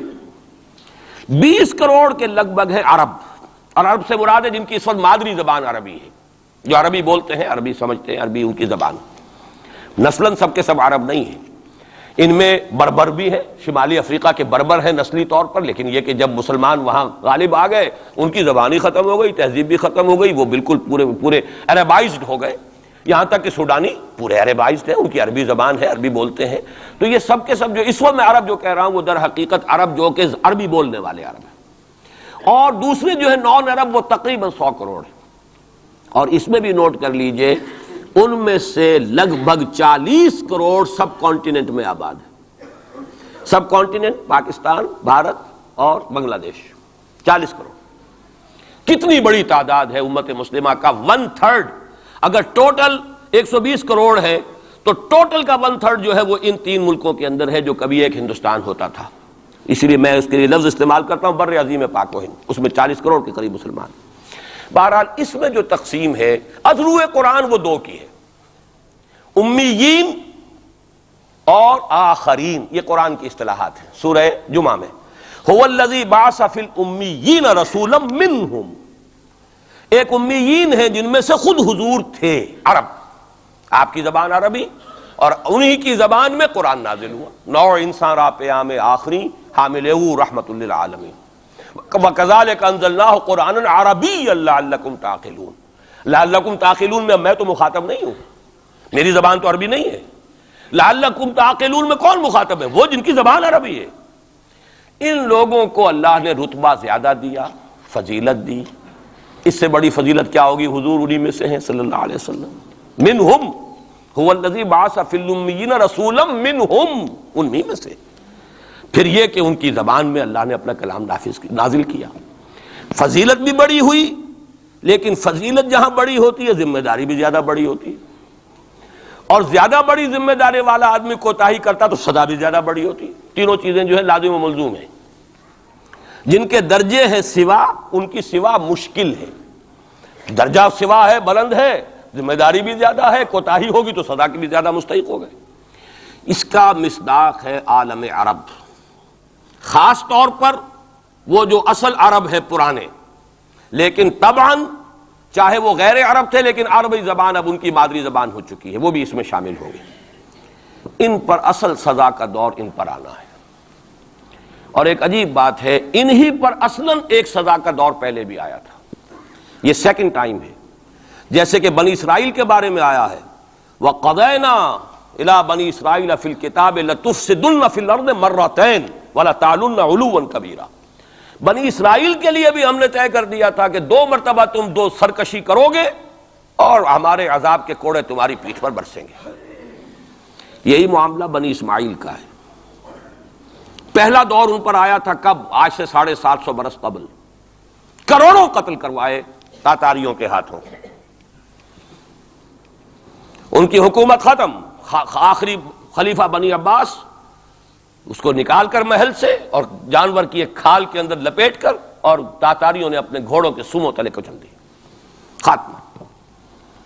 اور پھر انہی تاتاریوں کو اسلام کی توفیق دے دی، اسلام کا جھنڈا ان کے ہاتھ میں تھما دیا ہے، آیا فتنہ تاتار کے افسانے سے پاسماں مل گئے کعبے کو صنم خانے سے۔ اس کے بعد کچھ عرصے رہا معاملہ ہسپانیہ میں عربوں کا، آج سے 500 برس قبل وہ بھی خاتمہ ہوا۔ تو عربوں پر ایک دور تو وہ آ چکا، لیکن وہ دور ایکسٹرمینیشن کا نہیں تھا، وہ دور کاہے کا تھا؟ معزول کر دیے گئے، امت کی جو قیادت تھی وہ غیر عرب کو منتقل ہو گئی۔ ترک کون تھے؟ غیر عرب۔ ترکوں ہی کے اندر سے یہ 4 جو ہے یہ سٹاکس نکلے ہیں، ایک سٹاک ایک ہے، 4 اس میں سے آپ کہہ لیجئے کہ مختلف اس کی شاخیں ہیں۔ ترکان تیموری ہندوستان میں آ گئے، ترکان صفوی ایران میں آ گئے، ترکان سلجوقی مڈل ایسٹ میں رہے بہت عرصے تک، اور پھر ترکان عثمانی کا تو کہنا ہی کیا ہے، وہ تو گویا کہ جو وہ رومن امپائر تھی اس کا جانشین جو بنا ہے، وہ در حقیقت اس کے بعد وہ تو آل عثمان کی حکومت ہے۔ ترکان عثمانی، یہ عثمان حضرت عثمان نہیں ہے رضی اللہ تعالیٰ عنہ، یہ ایک تاتاری سردار ہے عثمان، جن کی اولاد ہے جس کو آپ آٹومان ٹرکس کہتے ہیں، اور یہ پھر سلطنت جو ہے آٹومان، گریٹ آٹومان کنگڈم جو کہ اب ختم ہوئی ہے اس صدی میں. پہلی یہ جو صدی ہے اس کی ابتدا میں پہلی جنگ عظیم کے بعد اس کا خاتمہ ہوا ہے. اس کا بس صرف ایک سمجھیے کہ نشان ترکی کی شکل میں رہ گیا ہے، باقی وہ گریٹ امپائر جو تھی ختم ہوئی. اسی کے ریمیننٹس بوسنیا میں بیٹھے ہوئے ہیں جن کے اوپر اس وقت ظلم ہو رہا ہے. انہی کے جیورجیا میں بیٹھے ہوئے. جیورجینز تو ہیں بھی اصل میں ٹرک، نسلن ٹرک ہیں. بوسنینز جو ہے ٹرکس نہیں ہیں، لیکن یہ اسی زمانے میں اسلام لائے تھے جبکہ یہاں پر آل عثمان کی حکومت قائم ہوئی تھی اور پورا مشرقی یورپ جو ہے وہ ترکان عثمانی کے زیر نگین تھا. بہرحال یہ ایک سزا کا دور جو ہے وہ تو آ چکا، دوسری سزا اور سختر سزا کا دور اب آ رہا ہے. اس کا آغاز گلف وار سے ہو چکا ہے. جیسا کہ میں نے عرض کیا ٹائم ٹیبل کوئی نہیں دیا جا سکتا، خبریں موجود ہیں اس کے بعد یہ ہونا ہے، یہ ہونا ہے، یہ ہونا ہے. اور 8 اقساط میں ہم ندائے خلافت میں وہ مضمون شائع کر چکے ہیں جس میں احادیث میں زیادہ تر سنن ابی داؤد کی روایات ہیں، بڑی تفصیل موجود ہے. اور یہ ہے مجھے بھی پسند نہیں، آپ کو بھی پسند نہیں، اور پسند نہ ہونے کی وجہ سے زبان پر ہم نہیں لاتے، اسی وجہ سے لوگ جو ہے ناواقف ہیں. یہ سارے ممالک حدیث میں موجود ہے کہ مسلمانوں کے ہاتھوں سے نکل جائیں گے جنہیں یہودی گریٹر اسرائیل میں شامل کرتے ہیں. شام سارا، عراق سارا، مصر کا ڈیلٹا جتنا علاقہ زرخیز ہے اس کا جو بھی اچھا علاقہ ہے سارا، شمالی حجاز کا علاقہ سارا، یہاں تک کہ حدیث میں تو آتا ہے کہ مدینے کے دروازوں تک پہنچ جائیں گے لیکن مدینے میں داخل نہیں ہو سکیں گے. اللہ تعالیٰ خصوصی حفاظت فرمائے گا. لیکن یہ کہ مدینے کے دروازے، اب مدینے سے اوپر کتنا حجاز کا علاقہ ہے، عرب کا، سعودی عرب کا، ترکی کا بھی مشرقی علاقہ جو ہے یہ سارا موجود ہے، احادیث کے اندر موجود ہے. تو یہ بڑی تلخ بھٹی آنے والی ہے. لیکن دوسری بات جو میں عرض کرتا رہا ہوں اب اس کے حوالے سے آئیے اس روح عرضی پر. اچھا یہ بات بھی سامنے رکھ لیجئے، یہ کیوں ہے سزا؟ سزا اس لیے ہے کہ ہم نے اسلام سے بے وفائی کی. سیدھی بات ہے. اللہ کو تو نہ ہم سے کوئی دشمنی ہے نہ ہمارے دشمنوں سے کوئی اس کی دوستی ہے، معاذ اللہ ثم معاذ اللہ. اس کی دوستی کہاں کفار سے کہاں ہوگی؟ نبوکدنضر کے ہاتھوں بنی اسرائیل کو پٹوایا تھا اگر، تو کیا نبوکدنضر سے دوستی تھی اللہ کی؟ اور کیا اسرائیلیوں سے اور یہودیوں سے کوئی دشمنی تھی؟ ان کو تو غرہ یہ تھا کہ نحن ابناء اللہ واحباؤہ، ہم تو اللہ کے بیٹوں کے مانند ہیں، ہمیں تو آگ بھی نہیں چھو سکتی. لن تمسنا النار الا ایاما معدودات، آئے گی بھی تو چند دن کے لیے چھوئے گی، ہمیں فوراً نکال لے گا اللہ. ہم تو اس کے بیٹوں کے مانند ہیں، چہیتے ہیں، ابراہیم کی نسل سے ہیں. ہم سب محمد کی نسل سے نہیں ہیں صلی اللہ علیہ وسلم. وہ تو صرف سادات جو بھی ہیں، سچے سادات ہیں یا بنے ہوئے سادات ہیں، وہی دعویٰ کر سکتے ہیں نا کہ وہ حضور کی نسل. اور وہ بھی نسل کیا ہے؟ حضور کی تو نہیں ہے، وہ تو حضرت علی کی نسل ہے. نسل بیٹی سے تو چلتی نہیں ہے، وہ تو بیٹے سے ہی چلتی ہے. حضور صلی اللہ علیہ وسلم کی اصل نسل جو ہے وہ تو اللہ تعالیٰ نے چلائی نہیں، وہ تو حضرت ابراہیم کا بھی انتقال ہوا ہے اور اس کی اپنی جگہ پر ایک حکمت ہے، وہ اس وقت میرا موضوع نہیں ہے. تو ہم تو نسل نہیں ہے محمد کی صلی اللہ علیہ وسلم، کم سے کم میں تو نہیں ہوں. لیکن وہ یہودی تو کہتے ہیں ہم ابراہیم کی نسل ہیں سب کے سب. تو انہیں تو یہ غرہ ہونا جو ہے یعنی معلوم ہوتا ہے کہ وزن ہے ان کی بات میں. نحن ابناء اللہ واحباؤہ، وہ ابراہیم جسے خلیل اللہ قرار دے رہا ہے اللہ تعالیٰ، میرا خلیل ہے. واتخذ اللہ ابراہیم خلیلا، جسے امام الناس قرار دے رہا ہے، انی جاعلک للناس اماما، جو ابو الانبیاء ہے جس کی نسل میں سینکڑوں نبی آ گئے. اس کی جب ہم اس کی اولاد ہیں تو اللہ کے ہاں ہمارے ساتھ تو پریفرنشل ٹریٹمنٹ ہوگا. یہ ان کو غرہ تھا، یہی ہمیں. لیکن جان لیجئے جب انہیں پٹوایا، جب قرآن مجید نے کہا فَلِمَا يُعَذِّبُكُم بِذُنُوبِكُم، ایسا ہی تمہارا غرہ ہے، تم اللہ کے چہیتے ہو تو اللہ تمہیں کیوں سزائیں دیتا رہا ہے؟ نبوکدنضر سے کیوں پٹوایا؟ رومن سے کیوں پٹوایا؟ اس صدی میں جرمنوں سے کیوں پٹوایا لاکھوں کی تعداد کے اندر؟ معلوم ہوا کہ اللہ کا معاملہ جس قوم سے بھی ہے کووننٹ ہے، وہ میثاق ہے ہمارا اللہ کے ساتھ. میثاق قرآن ہے ہمارا، ان کا میثاق تورات تھی. پکڑو اس کو، خذوا ما آتیناکم بقوۃ، پکڑو اس کو مضبوطی کے ساتھ جو ہم نے تمہیں دیا ہے. اگر اس سے بے وفائی کرو گے تو ہم سے کوئی تعلق نہیں، بلکہ تم مجرم ہوگے اصل. باقی لوگوں کے پاس تو کتاب ہے نہیں، شریعت ہے نہیں، دین ہے نہیں، ان کو تو پہنچانا تمہارے ذمہ تھا. تم تو ان کو کیا پہنچاتے، خود اس سے بے وفائی کر بیٹھے ہو. لہذا ساری دنیا کی گمراہی کی ذمہ داری بھی تمہارے کندھوں پر ہے. یہ ہے وہ جرم جس کی بنا پر سزا ملے گی. سزا کے مستحق ہیں ہم، اور ہم میں سب سے بڑھ کر عرب ہیں جن کی مادری زبان عربی ہے، جن کو صرف نحو پڑھنے کی ضرورت نہیں قرآن سمجھنے کے لیے. وہ تو از دل خیزت بر دل ریزت، براہ راست کمیونیکیشن قرآن سے ہو رہی ہے. وہ بے وفائی کریں تو ظاہر بات ہے مہا مجرم وہ ہیں. لیکن پھر غیر عرب مسلمانوں میں اس وقت روئے ارضی پر سب سے بڑی مجرم قوم 10 کروڑ مغربی پاکستانی. یہ میں ڈنکے کی چوٹ کہہ رہا ہوں اور بہت عرصے سے کہہ رہا ہوں، اس لیے کہ ہم وہ لوگ ہیں کہ جنہوں نے اسلام کے نام پر ملک بنایا. کوئی ملک دوسرا دنیا میں اس وقت اسلام کے نام پر نہیں بنا. ہم وہ لوگ ہیں پاکستان بنانے کے لیے لاکھوں جانیں مسلمانوں کی کلمہ گوؤں کی گئیں اور ہزاروں عصمتیں لوٹیں، اور نہ معلوم کتنی مسلمان لڑکیاں اور عورتیں جو ہے رہ گئیں پھر بھی ہمیشہ سکھوں کے پاس، اور وہ آئی نہیں پاکستان اس اسلام کے نام پر. اور کیا کیا ہے ہم نے؟ 46 برس ہو گئے، اس کہاں اسلام ہوا. لہذا اس سے بڑی مجرم قوم عربوں کے بعد ہم یہ کہہ سکتے ہیں ہمارا عام آدمی قرآن نہیں پڑھتا، قرآن جانتا نہیں، ٹھیک ہے، اپلی ہے کچھ نہ کچھ، اس اعتبار سے ان کے بعد نمبر ہمارا ہے، لیکن باقی پوری دنیا کے مسلمانوں سے بڑھ کر مجرم ہم. اور ہم اصل میں نہ صرف یہ کہ خود اپنے حصے کے مجرم ہیں، بھارت کے مسلمانوں کا بھی سارا وبال ہماری گردن پر ہے. آج میں چاہتا ہوں کہ اس کو آپ اچھی طرح نوٹ کر لیں. بھارت کے مسلمانوں نے، جسے آپ فرض کفایہ کہتے ہیں، نماز جنازہ فرض کفایہ، چند لوگوں نے بھی کسی مسلمان کی نماز پڑھ لی تو سب کی طرف سے ادا ہوگی، کسی نے بھی نہیں پڑھی تو سب مجرم ہو جائیں گے، بستی کے سب لوگ مجرم ہوں گے. بھارت کے مسلمانوں نے فرض کفایہ ادا کیا جب پاکستان بنوا دیا آپ کو، اور اس کی قیمت آج بھی وہ دے رہے ہیں. کھلے نعرے لگ رہے ہیں مسلمان کے 2 استھان، پاکستان یا قبرستان، تیسرا کوئی جگہ نہیں. ڈنکے کی چوٹ کہا بابری مسجد کے بعد ایل کے اڈوانی نے، ہم ساری مسجدیں گرا دیں گے ہندوستان کے اندر، کوئی مسجد باقی نہیں چھوڑے. ڈنکے کی چوٹ اعلانیہ، یہ سب کچھ ہو رہا.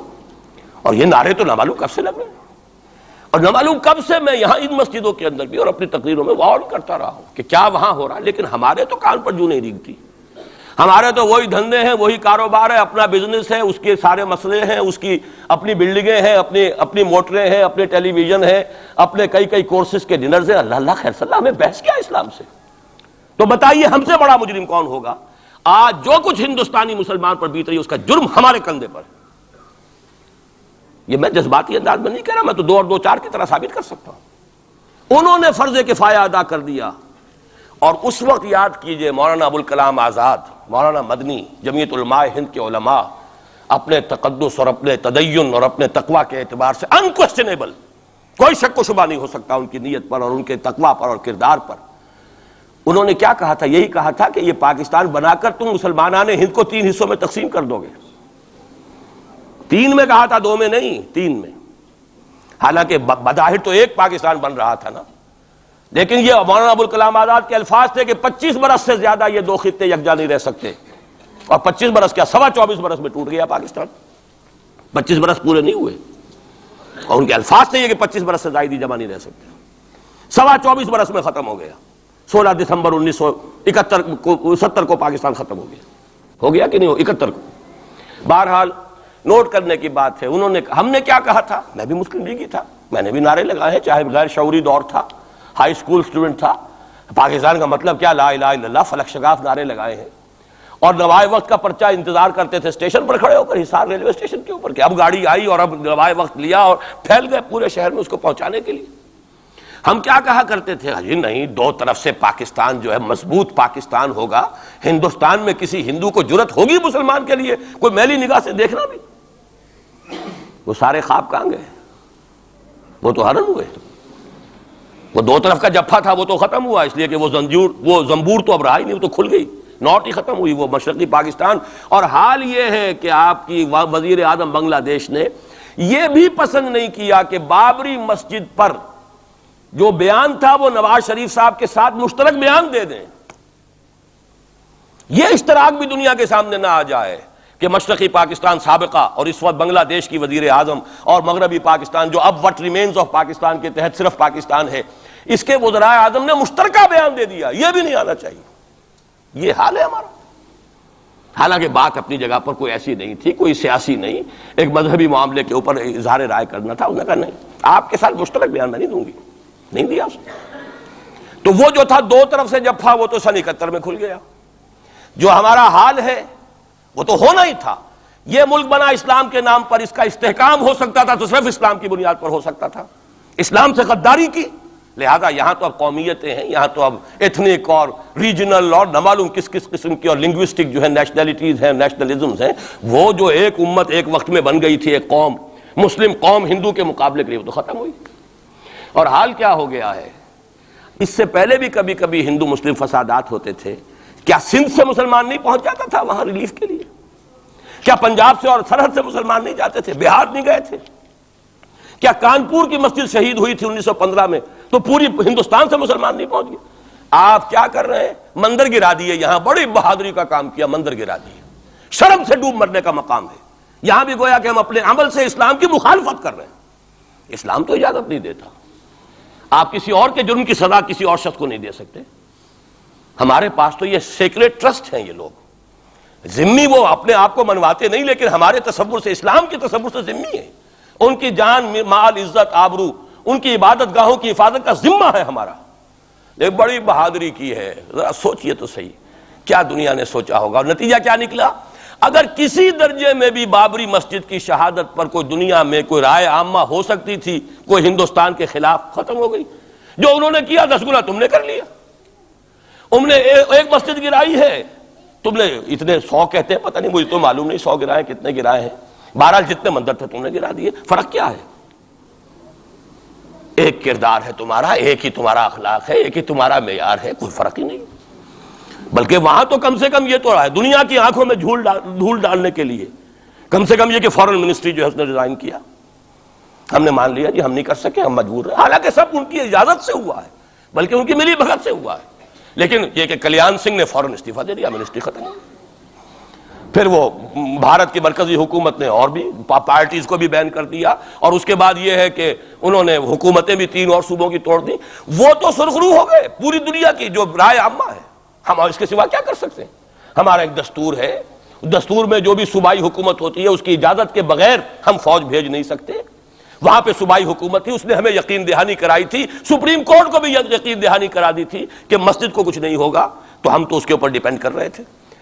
ہے سب جھوٹ، سب کو پتا تھا جو کچھ ہوگا، اندر خانے ملی بھگت تھی، لیکن یہ ہے کہ کم سے کم انہوں نے فیس سیونگ کے لیے ان کے پاس مواد موجود ہے، آپ کے پاس تو وہ بھی نہیں۔ آپ کے تو اخبارات نے لکھا ہے کہ کارپوریشنز کے ٹریکٹرز جو ہیں گئے ہیں گرانے کے لیے، اور وزراء جو ہیں، ایک وزیر کا نادر پرویز کا تو نام آیا ہے، اخبار میں خبر تھی، ہم نے بھی پڑھی تھی، فوٹو بھی دیکھا تھا کہ وہ خود ہاتھ میں پھاوڑا لے کر جو ہے وہ منظر گرانے کے لیے چلے۔ یہ جو صورتحال ہے جان لیجئے، اس وقت میں آپ کو بتانا چاہتا ہوں ہندوستان کے مسلمان پر تو جو قیامت بیت رہی ہے۔ میں نے اپنا ایک تاثر کچھ عرصے پہلے یہاں شد بیان کیا تھا، رہا ہے میرا تاثر، اور وہ ہے اصل میں وہ لاسٹ سپر جو ہے انجیل میں جس کا تذکرہ ہے حضرت مسیح علیہ السلام نے جو آخری کھانا رفع سماوی سے قبل کھایا ہے اس باغ میں جہاں روپوش تھے اپنے حواریین کے ساتھ۔ تو اس میں یہ الفاظ آئے ہیں، میں نہیں جانتا صحیح ہیں غلط ہیں، وہ ایک علیحدہ بات ہے کہ آپ نے وہ روٹی توڑی اور کہا کھاؤ، eat and this is my flesh, یہ میرا گوشت ہے، کھاؤ۔ اور اس کو کہتے ہیں وائن، کوئی مشروب ہوگا جو بھی ہوگا، ڈالا کہ پیو، drink and this is my blood. میرا احساس ہمیشہ یہ رہا ہے، اس کے بعد کچھ ماند پڑ گیا جب یہاں مسلمان نے یہاں مارا ہے اور کچلا ہے اور زندہ آگ میں جلایا ہے، پھر بات ختم ہو گئی، میرے دل کے اوپر سے وہ احساس ختم ہو گئے۔ وہاں ہندو کے ہاتھوں جب مسلمان کے ساتھ یہ کچھ ہوتا تھا تو پھر جب میں کھانا کھاتا تھا محسوس کرتا تھا کہ میں ہندوستانی مسلمان کا گوشت کھا رہا ہوں اور ہندوستانی مسلمان کا خون پی رہا ہوں۔ یہ ہمیں عیش جو یہاں حاصل ہے، جو آرام حاصل ہے، جو ہمیں یہاں پر سہولتیں حاصل ہیں، جو معاشی اس کی کاسٹ پر ہے۔ اس نے آپ کو یہ ملک لے کر دیا اور آج تک اس کی قیمت ادا کر رہا ہے، اور ہم جو ہے عیش کر رہے ہیں، گل چھرے اڑا رہے ہیں۔ یہاں جس کے پاس 2 پیسے ہو گئے برقع اتار کے اس نے پھینک دیا، کہ معلوم ہوتا ہے کہ یہ تو مفلسی کو چھپانے کا ذریعہ تھا۔ 4 پیسے ہوں، اچھے کپڑے پہنے ہوئے ہوں، میک اپ صحیح کیا ہوا ہو، تو پھر برقعے کی کیا ضرورت ہے؟ اور میں نے شاید سنا ہے آپ کو، مجھ سے تو چند لڑکیوں نے یہ الفاظ کہے باقاعدہ۔ میں جب پریکٹس کرتا تھا لاہور میں کرشن نگر میں، تو ایک گھرانے کی، اور مجھے معلوم ہوا کہ ان کے والد انتہائی نیک تہجد گزار، کئی لڑکیاں تھیں بہنیں، ایک ہی تقریباً عمر 200 سے 1.5 سال کی، کبھی وہ آتی تھی کلینک میں میرے تو برقعے سمیت، کبھی آ رہے ہیں تو بغیر برقعے کے۔ تو میں نے پوچھا یہ کیا تماشا ہے آپ لوگوں کا، کبھی بغیر برقعے کے کبھی برقعے سمیت۔ صاف جواب دیا، میں ان کے الفاظ کوٹ اینڈ کوٹ میں ان کے الفاظ کوٹ کر رہا ہوں، ڈاکٹر صاحب جب ہمیں کوئی میک اپ کرنے کا، کپڑے بدلنے کا موقع نہیں ملتا تو ہم برقع پہن لیتے ہیں، اور جب ہمیں موقع ملتا پھر ہم برقع کائے کو پہن۔ تو گویا کہ اس کو چھپانے کا ذریعہ برقع ہے کہ کپڑے میلے ہیں، میک اپ نہیں کیا تو لہذا برقع پہن لیا جائے۔ یہ ہے حال پاکستان میں اسلام کا جو ہم نے بنایا ہے۔ تو میں جو کچھ دیکھ رہا ہوں وہ یہ ہے کہ ہندوستان میں تو قیامت، اب وہاں جو آفیشیل فگرز ہیں 1000 1200 کتنے ہیں، لیکن کم سے کم 10,000 آدمی، اور اب یہ چین ہے فسادات کی۔ کل کے اخبار میں احمد آباد کی تھی، کبھی کہیں ہے کبھی کہیں ہے، اور واقعہ یہ ہے کہ تبصرے یہ ہو رہے ہیں کہ ہندو فنڈامنٹلزم از آن دی رائز۔ یہ جو کچھ ہوا ہے، جتنا بھی اس کے اندر ان کو گرایا گیا ہے، ان کی حکومتیں گرائی گئی ہیں، اس سے انہیں تقویت حاصل ہو رہی ہے۔ They are getting stronger and stronger. Congress کے لیے اب اپنی جو ہے جان بچانی مشکل ہے، اور اس وقت سب سے بڑا ان کے لیے جو ہو گیا وہ یہ ہے کہ وہ کمیونسٹوں کی سپورٹ کے بغیر چل نہیں سکتے، اور کمیونسٹ جو ہے وہ ان کی جو اس وقت وہ امریکہ کے زیر اثر جو اپنی اکنامک پالیسیز چینج کر رہے ہیں اس کا ساتھ دینے کو تیار نہیں، تو یہ ڈائلیما ہے۔ جبکہ ادھر جو ہے وہ بالکل جو ہندو ذہن ہے وہاں کا ریوائولسٹ ذہن وہ پوری طریقے سے قائم۔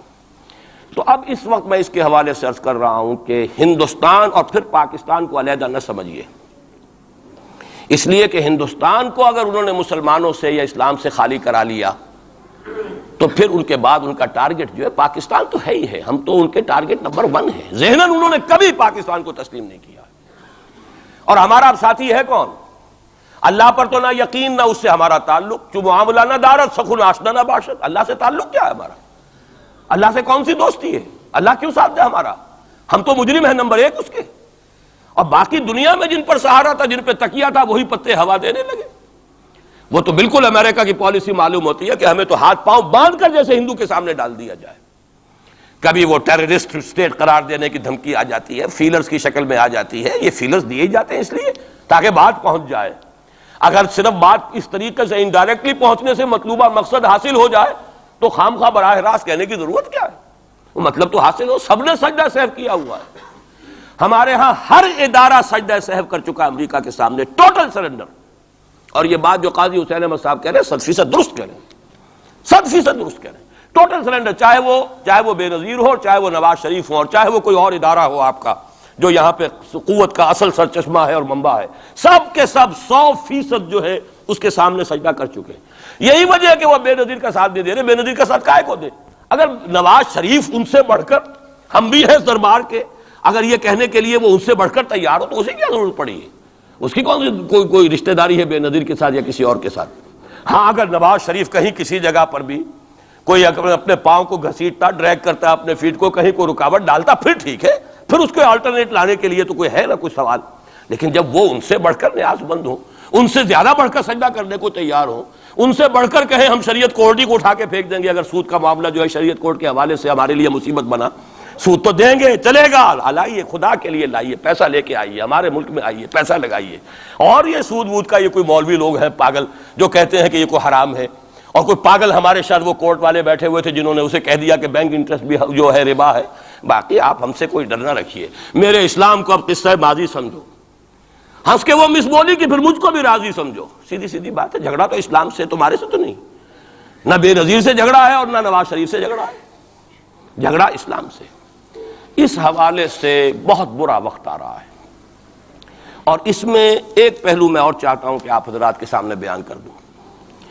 پوری دنیا میں تو فنڈامنٹلسٹ مشہور ہو گیا مسلمان، پوری دنیا کا ذرائع ابلاغ لگے ہوئے ہیں۔ اصل فنڈامنٹلزم جو ہے، بلکہ 2 باتیں عرض کر دوں، ریشزم پوری دنیا میں بدنام گالی، اور اصل ریشسٹ ملک اسرائیل، اسے کوئی کچھ نہیں کہتا، اس لیے کہ وہ مذہبی ریاست نہیں ہے، وہ تو بلکہ یہودیت ہے ہی نسلی مذہب۔ ساؤتھ افریقہ کیا ہوگا کوئی نسل پرست قوم یا نسل پرست ملک؟ وہ تو کچھ بھی نہیں تھا۔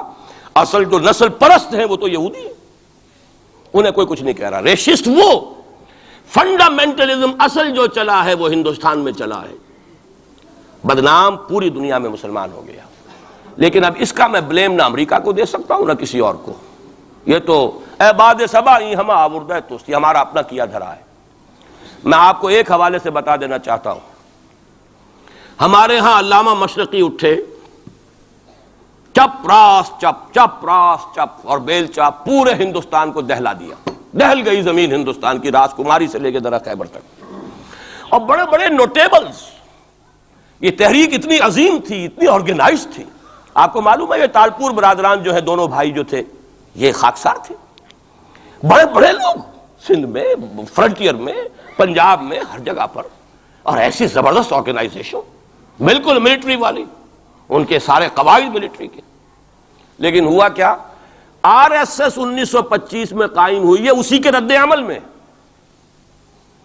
ہندو سویا ہوا تھا، انہوں نے دیکھا یہ مسئلہ اٹھ گیا ہے، اتنا زبردست اٹھ گیا ہے، اس زور شور کے ساتھ اٹھ گیا ہے، اس کی چپراس جو ہے وہ زمین جو ہے لرز رہی ہے، اس سے تو اٹھنا پڑے گا نا. لہذا باقاعدہ جو آر ایس ایس 1925 میں قائم ہوئی ہے اسی کے رد عمل میں، اور اس مقصد کے ساتھ، ڈکلیئرڈ مقصد، ہندوؤں کو متحد کیا جائے تاکہ وہ بھرپور طریقے سے مسلمانوں کا مقابلہ کر سکیں. ہندو واد آن دی ڈیفینسو. لیکن 1925 سے لے کر آج تک کتنے سال ہو گئے؟ 67. 67 برس تک ایک جماعت کا حوصلہ دیکھیے، اس کا ظرف دیکھیے، آج تک سیاست میں حصہ نہیں لیا. پاور پالیٹکس سے کوئی تعلق نہیں. 67 لانگ ایئرس. اتنی فالوئنگ ہے کہ ویسٹ میں تو اتنی موٹی موٹی کتابیں چھپی ہیں. شکاگو یونیورسٹی سے اتنی موٹی کتاب تھی، برادرہڈ ان سیفرن، آر ایس ایس کے اوپر ڈاکومنٹ. 25 لاکھ ان کا اس وقت کارڈر موجود ہے جو کہ ان کا ٹرینڈ ہے والنٹیئر. لیکن وہ جماعت الیکشن میں نہیں آئی. کچھ اپنے اثر تحت کچھ اور لوگوں کو لڑو، اور آپ نے نام بھی نہیں سنا ہوگا، اس کے 3 امیر یا گرو جو ہیں گزر چکے ہیں، تیسرا ہے اس وقت. پہلا ڈاکٹر بالی رام ہیجواڑ، کسی نے نام سنا آج تک؟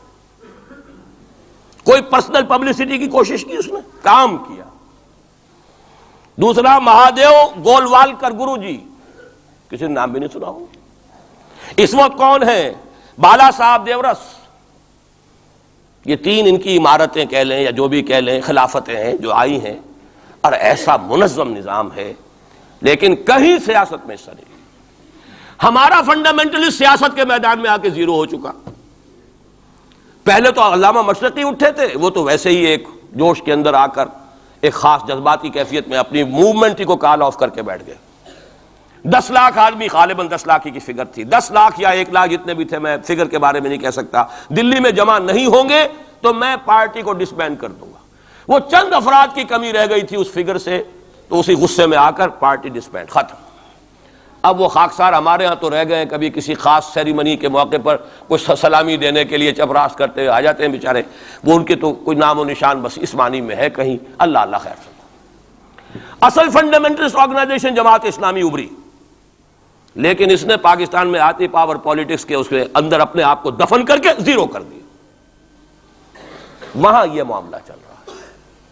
یہ ہے اصل میں جو فرق آپ کو سمجھنا چاہیے. یہ 1925 یہ جو دوسری جماعتیں ہیں، وی ایچ پی ہے، وشوا ہندو پریشد، یہ اس کی ایک ذیلی تنظیم ہے، جیسے جماعت اسلامی کی ذیلی تنظیمیں ہیں اسی طرح کی ذیلی تنظیم ہے. آر ایس ایس خود کبھی نہیں آئی پالیٹکس میں، اور 2 مرتبہ تاریخ میں اس کو بین کیا جا چکا ہے ہندوستان میں. چونکہ آر ایس ایس کا آدمی تھا جس نے گاندھی کو ایسیسینیٹ کیا تھا 1948 میں. دی پارٹی واز بینڈ. اس کے بعد جب اندرا گاندھی کا دور آیا ہے وہ ایمرجنسی کا، اس میں بھی پارٹیز اس نے بین کی تھی، آر ایس ایس بھی بین ہوئی ہے، لیکن ہر مرتبہ پہلے سے زیادہ ابھر کر آئی ہے وہ. اور آج یہ سب کے سب وی ایچ پی والے، بی جے پی والے، یہ سب در حقیقت آر ایس ایس کے آدمی، اور یہ ان کا ڈکلیئرڈ ایم اب بن چکا ہے. اور حالات جو ہیں، ہم اس سزا کے بالکل مستحق ہو چکے ہیں. اسیاں سے کبھی ہم نے کنارہ نہ کیا، لیکن تیری رحمت نے گوارا نہ کیا. یہ تو ہو سکتا ہے اب بھی ہم اسی اللہ کی رحمت پر تو ادھار کھا سکتے ہیں، لیکن واقعہ یہ ہے کہ ہم اس سزا کے بالکل مجرم ہو چکے ہیں اور مستحق بن چکے ہیں. اور نظر یہ آ رہا ہے کہ اب حالات ہمارے لیے زیادہ سے زیادہ پیچیدہ سے پیچیدہ، مشکل سے مشکل، اور زیادہ سے زیادہ جو ہے گمبھیر ہوتے چلے جا رہے ہیں. بھارت میں ہندو فنڈامنٹلزم بڑی تیزی کے ساتھ ایک طوفانی شکل کے اندر آیا ہے، اور بھارت میں تو مسلمان تنظیم کوئی ہے ہی نہیں. آپ کے شاید علم میں آیا 2 جماعتیں بین کر دی، جماعت اسلامی بین. ارے جماعت اسلامی بھارت کی جو اصل جماعت ہے وہ تو ایک علمی کام کرنے والی، دعوتی کام کرنے والی، قرآن مجید کے تراجم شائع کی، سیاست میں تو ہے ہی نہیں ہوا. لیکن یہ کہ اس کا اور سوال ہی پیدا نہیں ہوتا ٹیررزم کا یا کسی درجے میں بھی کوئی اس طرح کی ایکٹیویٹی جماعت اسلامی. لیکن وہ ہے نا کہ وہ ترازو کا ایک پلڑا اگر ادھر 3 کو بین کیا تو ادھر بھی 2 تو ہوں کم سے کم، وہ جماعت اسلامی بھی بین ہو گئی. ہاں کشمیر میں جماعت اسلامی کا ایک رول ہے، لیکن کشمیر کی جماعت اسلامی علیحدہ جماعت اسلامی ہے، وہ ہندوستان کی جماعت اسلامی سے اس کا تعلق نہیں ہے۔ جیسے پاکستان کی جماعت اسلامی، مشرقی پاکستان یا بنگلہ دیش کی جماعت اسلامی، ہندوستان کی جماعت اسلامی اور کشمیر کی یہ چار علیحدہ ہیں بالکل، ان کا آپس میں تنظیمی رابطہ کوئی نہیں۔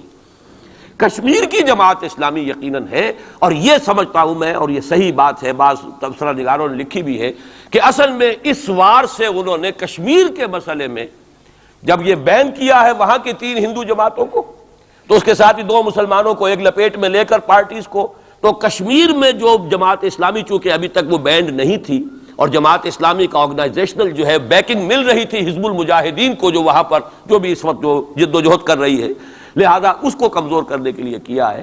لیکن یہ کہ ہندوستان میں کوئی مسلمانوں کی لیڈرشپ ہے ہی نہیں، سارے قائدین تو پاکستان بنا کے پاکستان آ گئے تھے، رہ تو گئے تھے وہاں پہ وہی جمیعت علماء ہند کے لوگ، اس وقت بھی سنبھالا ہے تو انہوں نے سنبھالا ہے، مولانا حفظ الرحمان سہاروی نے سنبھالا ہے، مولانا ابوالکلام آزاد نے کچھ سنبھالا دیا جتنا بھی دے سکے ہیں، باقی مسلم لیگی تو سبھی آ گئے تھے، وہاں سے رہ کون گیا تھا؟ لے دے کر مدراس میں کوئی 1-2 اور کیرالہ کے اندر، کیرالہ میں البتہ یہ کہ راشٹریہ سیوک سنگھ کے مقابلے میں مسلم سیوک سنگھ قائم کیا گیا، اور وہ کام بہت اچھا کر رہے تھے، لیکن یہ کہ ان کو بھی بین کر دیا گیا، انہوں نے خود بھی اپنے آپ کو ڈیزالو کر لیا۔ انہوں نے کہا کہ جب ہمارا تو اصل مسئلہ جو ہے وہ راشٹریہ سیوک سنگھ سے ہے، اگر RSS بین ہو گئی تو ہمیں کوئی ضرورت ہی نہیں کام کرنے کی، انہوں نے خود بھی ڈیزالو کر لیا اپنے آپ کو۔ لیکن بہرحال یہ تو میں کچھ تفاصیل ہیں جو آپ کو بتا رہا ہوں، اصل بات یہ ہے کہ اس وقت ہندوستان میں مسلمانوں کی حالت بہت مخدوش ہے۔ ایک طرف وہاں یہود کے زیر اثر مسلمانان عرب پر تباہی کا دور، کسی بھی وقت کھڑا ہو سکتا ہے کوئی شخص مسیح بن کر، اور خبریں آ رہی ہیں مسیحی حلقوں کے اندر اور وہ یہودیوں کے اندر بھی کہ وہ تو در حقیقت کہیں پیدا بھی ہو چکا ہے اور کہیں پل رہا ہے، بڑھ رہا ہے، یہ ہے وہ ہے، اور جو گرانڈ ماسٹر ہے اس کا فری میسن کا، اس کا نام بھی کوئی صاحب مجھے کل بتا رہے تھے کہ اس کے گھر میں وہ شخص موجود ہے وغیرہ وغیرہ، واللہ عالم۔ لیکن یہ کہ جو کچھ میری جو بھی بات ہے وہ ہے قرآن اور حدیث کی روح سے۔ قرآن کا فلسفہ ہے کہ جس قوم کی طرف رسول بھیجا گیا اس نے اگر انکار کیا اس کو ختم کیا جاتا ہے۔ اس میں ایکسیپشن اب تک ہوئی ہے صرف یہود کی، رسولاً الی بنی اسرائیل کی حیثیت سے حضرت مسیح بھیجے گئے، انہوں نے رد کیا، یہ بھی کنڈیمڈ نیشن ہے، لیکن اس کو اللہ نے باقی رکھا ہوا ہے اس کا کوڑا مسلمان پر مارنے کے لیے، بدترین عذاب مسلمان پر لانے کے لیے، اس لیے کہ افضل امت بھی یہی تو ہے نا، سب سے بڑھ کر افضل، سارے نبیوں سے افضل ہمارا نبی صلی اللہ علیہ وسلم، اور ساری امتوں سے افضل ہم مسلمان امت، تو سب سے بڑی سخت سزا کے مستحق بھی تو پھر ہم ہی ہوں گے۔ یہ مولانا اصلاحی صاحب کا جملہ میں نے پہلے بھی کبھی سنایا ہے کہ وہ کہا کرتے ہیں ان کے خاص علاقے میں اعظم گڑھ میں کہ جب کسی کو سزا دینی ہوتی تھی تو چمار کے ہاتھوں جوتا لگواتے تھے اسے، تاکہ وہ اگر راجپوت کو راجپوت ہی جوتا مارے گا تو اس میں اتنا اس کو درد نہیں ہوگا جتنا کسی راجپوت کو چمار جو ہے اس کے ہاتھ سے جوتا لگوایا جائے۔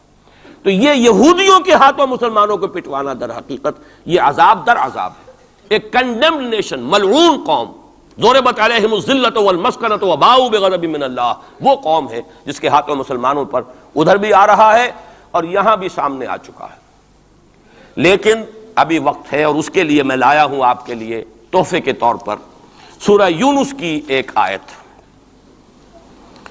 وہاں فرمایا گیا ہے فلولا كانت قرية آمنت فنفعها إيمانها إلا قوم يونس لما آمنوا كشفنا عنهم عذاب الخزي في الحياة الدنيا ومتعناهم إلى حين۔ رسولوں کی تاریخ میں ایک استثناء ہے، میں چند منٹ اضافی لے رہا ہوں، آپ لوگ بھی حاضر ہیں بھی اور میرا خیال ہے کہ دلچسپی آپ کی کم نہیں ہو رہی ہے، آیا بھی 4 مہینے بعد ہوں اس لیے وقت کا بھی زیادہ حق ہے میرا۔ ایک استثناء تو میں نے کہا یہودی، انہوں نے اپنے رسول کو اپنے اعتبار سے سولی پر چڑھایا لیکن ابھی تک بچے ہوئے ہیں، لیکن ان کی تو ہونی ہے وہ سزا جو آنی ہے حضرت مسیحی کے ہاتھوں آنی ہے۔ جب وہ دجال آئے گا، دجال کے ہاتھوں مسلمانوں کی خوب پٹائی ہو چکے گی، عرب مسلمانوں کی، پھر ان کو کیفر کردار تک پہنچانے کے لیے حضرت مسیح آئیں گے۔ یہ احادیث صحیحہ کے اندر بالکل صحیح، جس میں کسی شک و شبے کی گنجائش نہیں، اس میں گنجائش شک و شبے کی یا قادیانی کے لیے ہے یا منکر حدیث کے لیے، کسی راسخ العقیدہ مسلمان کے لیے ممکن نہیں۔ لیکن ایک استثناء اور رہا، اور وہ قوم یونس علیہ السلام۔ اس قوم کو بھی حضرت یونس علیہ السلام بھیجے گئے، اس کی طرف انہوں نے رد کر دیا۔ اور عذاب الہی کا فیصلہ ہو گیا. لیکن ایک قانون اللہ کا رہا ہے رسولوں کے باب میں، رسول ہجرت نہیں کر سکتا، اپنی جگہ کو چھوڑ کر نہیں جا سکتا جب تک کہ ایکسپریس پرمیشن اللہ کی نہ آ جائے. جیسے آپ کو معلوم ہے کوئی بڑا افسر جو ہوتا ہے وہ اپنے ہی can't leave station, DC نہیں جا سکتا اپنا ہیڈ کوارٹر چھوڑ کر. اسی طریقے سے رسول اللہ کا نمائندہ، حکومت خداوندی کا نمائندہ، وہ نہیں جا سکتا. حضرت یونس سے صرف یہ خطا ہوئی غصے کی وجہ سے، اور غصہ کس کے خلاف؟ اللہ کے خلاف نہیں، معاذ اللہ، ان کافروں کے خلاف غصے کی وجہ سے چھوڑ کر چلے گیا کہ بس اب عذاب آنے والا ہے، تم عذاب کے مستحق ہو گئے، میں جا رہا ہوں. ابھی اللہ کی اپروول نہیں آئی تھی جانے کی. یہ ڈیبٹ ہے حضرت مسیح کے، حضرت یونس پر، کہ جو کریڈٹ ہو گیا قوم کے لیے. واحد قوم ہے کہ جب عذاب کے آثار شروع ہو گئے قوم کو محسوس ہو گیا یہ یونس ٹھیک کہتے تھے. وہ نکل آئے اپنے گھروں سے اور چیخنے چلانے لگے اور دعائیں کی اور توبہ کی اور گڑ گڑائے اللہ ہمیں معاف فرما دے. تو چونکہ رسول سے یہ ایک خطا ہو چکی تھی، اس کا ڈیبٹ ان کو کریڈٹ کی شکل میں ملا ہے، عذاب واپس ہو گیا. متعناہم الی حین، انہیں ہم نے ایک اور مہلت دے دی ایک وقت معین تک. اس کا ابھی ہمارے پاس موقع ہے. میں جو کچھ عرض کر رہا ہوں وہ عذاب الہی اب سامنے ہے. اب بھی جسے نظر نہ آ رہا اس سے بڑھ کر اندھا کوئی نہیں ہے. بھارت کے حالات دیکھنے کے باوجود اگر نظر نہیں آ رہا ہے کتنا بڑا انہوں نے قدم اٹھایا ہے. اور مسلمان کیا کر سکتا تھا؟ کوئی ریزنٹمنٹ کی ہزاروں سینکڑوں، پولیس والوں نے بھولے، وہاں کوئی اس وقت رائٹس نہیں ہوئے. اور صاف کہا ہے ریڈیوز نے بھی، بی بی سی نے بھی، پولیس کی فائرنگ سے مارے گئے. ایک دن میں 300 آدمی بامبے کے اندر جو ہلاک ہوا ہے پولیس فائرنگ سے ہوا. کیسے مقابلہ کر لے؟ فوج کا کیسے کر لے؟ پولیس کا کیسے کر لے؟ اس اعتبار سے جو کچھ وہاں بیت رہی ہے وہ تو بیت رہی ہے. جو ہم پہ گزری سو گزری مگر شب ہجراں. اب یہ معاملہ پاکستان والوں کے سوچنے کا ہے جو ہم پر گزرے گی. کچھ لوگ ہمارے ہاں بڑے دانشور بنے پھرتے ہیں اور بڑے شوق سے یہ ہندوستان ٹوٹ جائے گا. وہ تو ٹوٹے گا لیکن اس کے ٹوٹنے سے پہلے تم پر جو آفت ٹوٹے گی اس کا تمہیں تصور نہیں. تم سمجھتے ہو کہ یہ جو لکیر کھینچی ہوئی ہے سرحد کی یہ بچا لے گی، جبکہ اصل مجرم تم ہو، میں ہوں، آپ ہیں، جنہوں نے ان کی کوسٹ پر یہاں عیش کے اپنے ایوان سجائے ہیں، ان کا خون پی رہے ہیں یہاں پر عیش گاہوں کے اندر. ہم ہیں اصل مجرم. تو ہم در حقیقت وہ عذاب الہی جو ہے بالکل سر پر آ چکا. اور یہ میں بتا چکا ہوں کہ اول نمبر مجرم مسلمانان عرب، نمبر 2 مسلمانان پاکستان. لیکن قوم یونس کی طرح سے ایک امکان ہے کہ ہم ابھی توبہ کریں، روئیں، گڑ گڑائیں، فیصلے کریں، زندگیوں کو بدلیں. انفرادی توبہ جب تک نہ ہوگی تو اجتماعی کیسے ہو جائے گی؟ افراد کے ہاتھوں میں ہے اقوام کی تقدیر، ہر فرد ہے ملت کے مقدر کا ستارہ. ہماری بیماری کیا وہ کر دے، میں بیٹھا رہا ہوں، میں تو اپنے دھندے، اپنی دکان، اپنا کاروبار، اپنی فرم، اپنا پروفیشن میں تو اس سے نہیں لوں گا، اور لوگ کر دیں. بہت کریں گے، کوئی تھوڑے سے چندے دے دیں گے، بس بہت ہے. باقی ہمارے عیش، ہمارے کاروبار، ہمارے پروفیشن، ہم اس سے وقت کیسے نکال لیں؟ کیسے ممکن ہے؟ پھر کسی کے ہاتھ میں ہاتھ کیسے دے دیں؟ کسی کو امیر مان لیں، اس کا حکم مانیں. جبکہ دنیا میں جیسا کہ میں نے عرض کیا وہاں کیا ہوتا ہے، آر ایس ایس کے اندر اگلا امیر بھی وہ منتخب نامزد کرتا ہے پچھلا امیر، اور اپنے پاس رکھتا ہے ڈکلیئر کر کے کہ میرے بعد یہ ہوگا، تاکہ ٹریننگ اس کی زندگی میں لے لے. اور نظم چل رہا، 25 لاکھ اس وقت ان کے والنٹیئرز ہیں پورے ہندوستان کے اندر. ہمارے ہاں جماعتوں پہ سپلٹ ہو رہی ہے، ٹوٹ پھوٹ ہو رہی ہے، اور نئے محاذ ایک اینٹ اور روڑے اور جمع کر کے، لیکن سب کو معلوم ہوتا ہے کہ یہ سب جمع ہوتے ٹوٹنے کے لیے. تو معاملہ در حقیقت یہ ہے کہ ابھی موقع ہے. ان ادری اقریب ام بعید ما توعدون وان ادری لعلہ فتنۃ لکم ومتاع الی حین.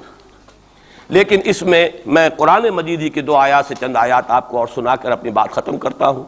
یہ حصہ مجھے بھی احساس ہو رہا ہے کہ تشنہ رہ گیا ہے. ہو سکتا ہے کہ میں ایک جمعہ اور یہاں اپنا قیام بڑھا لوں، کیونکہ آیا ہوں 4 مہینے بعد، تو شاید 1 جنوری کا جمعہ بھی جاؤں. ابھی اس کو فیصلہ نہ سمجھیے، اعلان ہوگا تو اخبار میں آ جائے گا، لیکن اس کا امکان ہے، کیونکہ میں خود محسوس کر رہا ہوں کہ یہ دوسرا حصہ میری گفتگو کا جو ہے کہ کرنا کیا ہے، کس طور سے کرنا ہے، یہ جو ہے اس میں تشنہ رہ گیا ہے. اور اب بہتر یہی ہے کہ میں زیادہ وقت اس پر صرف نہ کروں، صرف وہ آیات آپ کا سورہ روم ہی کی آیات سن لیجئے. سورہ روم کی 6 آیتیں شروع میں میں نے سنائی، یہ ذرا 3 آیتیں سن لیجئے 30 سے 32 تک۔ فَأَقِمْ وَجْهَكَ لِلدِّينِ حَنِيفًا، حالات کچھ بھی ہوں تم اپنے چہرے کو، رخ کو دین حنیف کی طرف یکسو ہو کر قائم رکھو۔ وہ جو میں نے کہا تھا، امید ہو نہ ہو لگے رہو، تمہارا کام ہے فرض ادا کرو۔ فَأَقِمْ وَجْهَكَ لِلدِّينِ حَنِيفًا فِطْرَةَ اللَّهِ الَّتِي فَطَرَ النَّاسَ عَلَيْهَا لَا تَبْدِيلَ لِخَلْقِ اللَّهِ ذَلِكَ الدِّينُ الْقَيِّمُ وَلَكِنَّ أَكْثَرَ النَّاسِ لَا يَعْلَمُونَ۔ جمے رہو، ڈٹے رہو، کام کرتے رہو۔ اللہ کا شکر ادا کرتے ہوئے کہہ رہا ہوں، میری اپنی زندگی میں نہ معلوم کتنے الٹ پھیر آئے ہیں، انقلابات آئے ہیں، فلاں کی پارٹی آ گئی، فلاں کی پارٹی آ گئی، فلاں آ رہا ہے، آج تک اس کام کے سوا میں نے کسی کام میں حصہ نہیں لیا۔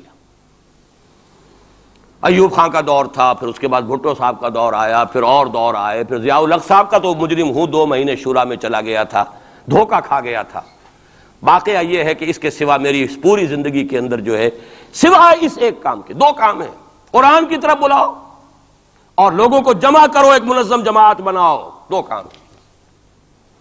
دعوت قرآن کے ذریعے، تطہیر ذہنوں کی قرآن کے ذریعے، تطہیر فکر کی قرآن کے ذریعے، تصحیح عقائد کی قرآن کے ذریعے، تزکیہ نفس قرآن کے ذریعے، اور پھر جو ان مرحلوں سے گزرے جمع کرو، انہیں مرتب کرو، ایک جماعت بناؤ، قوت بناؤ، سم و طاعت والی جماعت بناؤ۔ 2 کام کرنے کے انہی میں لگاؤ۔ تو فَأَقِمْ وَجْهَكَ لِلدِّينِ حَنِيفًا، سیدھا رکھو اپنا رخ دین کی طرف۔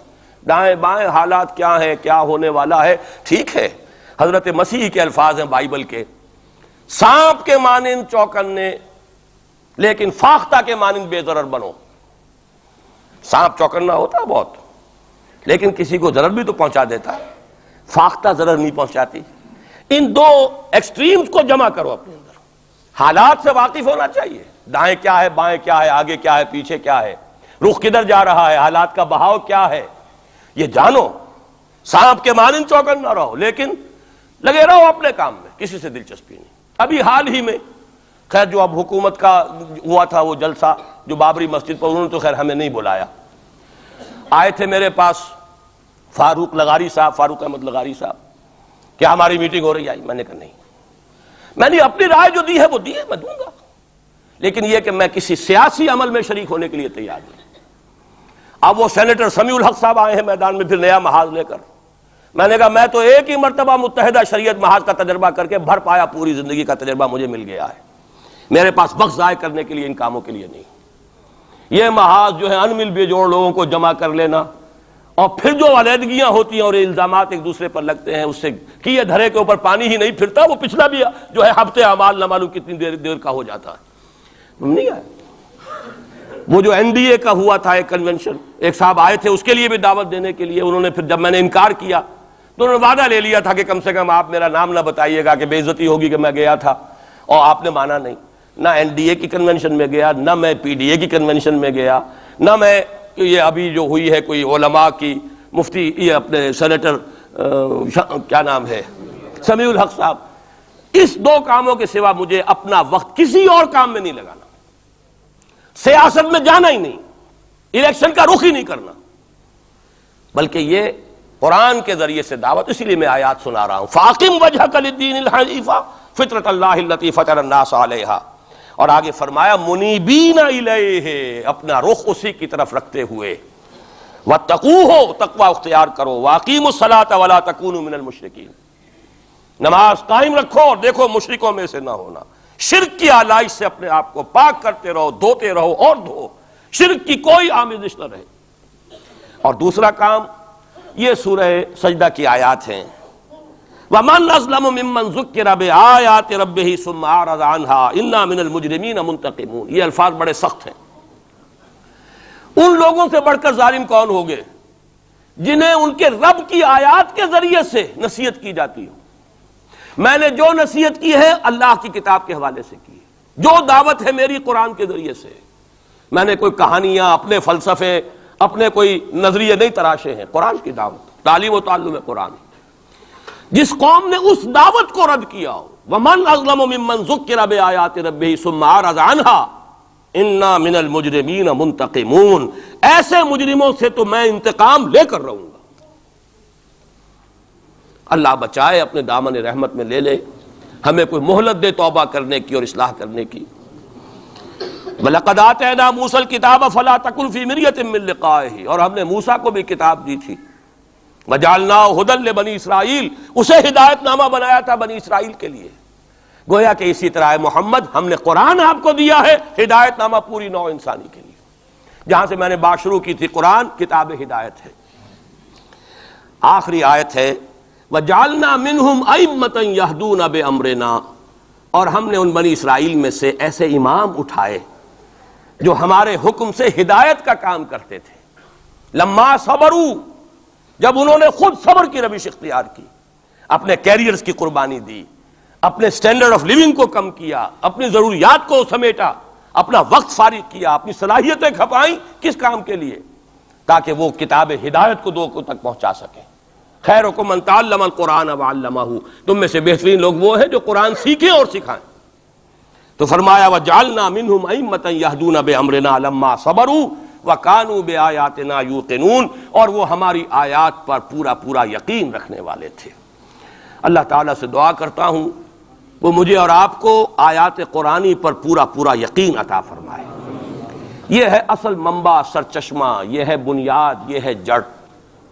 اس سے قوت حاصل کر کے اپنا تزکیہ، خود توبہ، خود حرام کاروبار کو چھوڑنا، اپنے وقت کو فارغ کرنا، اپنی صلاحیتوں کو لگانا ان دو کاموں کے لیے، فارغ کرنا اس کام کو، پھر نظم کی پابندی والی جماعت میں شریک ہو کر کبھی کوئی وقت آئے کہ ہم کسی انقلابی جد و جہد کے لیے کھڑے ہو سکیں، اسلام کو قائم کرنے کے لیے، جیسے کہ محمد عربی صلی اللہ علیہ وسلم نے آج سے 1400 برس قبل قائم کیا تھا۔ اگر ایسا ہو گیا تو یہی سرزمین، یہ میں آج کل کہہ رہا ہوں الفاظ، پاکستان ایک پل صراط سے گزر رہا ہے اس وقت۔ پل صراط کا تصور آپ کے سامنے ہے، جہنم کے اوپر ایک پل ہوگا جس پر سے جو مسلمان دنیا میں کہلاتے ہیں وہ گزارے جائیں گے۔ جو منافق ہوں گے حقیقی ایمان سے بے بہرا، وہ ٹھوکر کھا کر گریں گے جہنم میں، اور جو اہل ایمان ہوں گے نور ایمان ان کے آگے آگے دوڑتا ہوگا۔ نورہم یسعی بین ایدیہم و بایمانہم، اس کی روشنی میں پل کراس کر جائیں گے، جنت میں داخل ہو جائیں گے۔ ہم اس وقت اس پل صراط پر ہیں۔ اگر یہاں آئندہ 2-3-4 سال کے اندر اسلامی انقلاب نہ آیا تو یہ ملک نسیم منسیہ ہو جائے گا۔ وہ بربادی یہاں آئے گی کہ رہے نام اللہ کا۔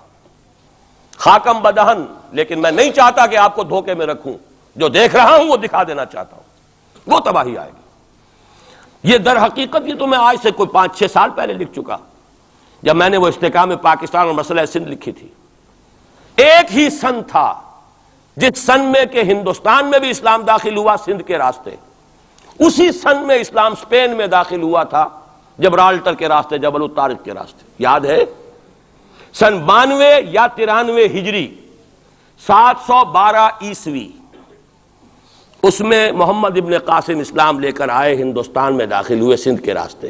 دونوں میں ایس ہے، سن بھی ایک، سندھ اور اسپین ایک ہی لفظ سے، ایک ہی لیٹر سے شروع ہو رہے ہیں۔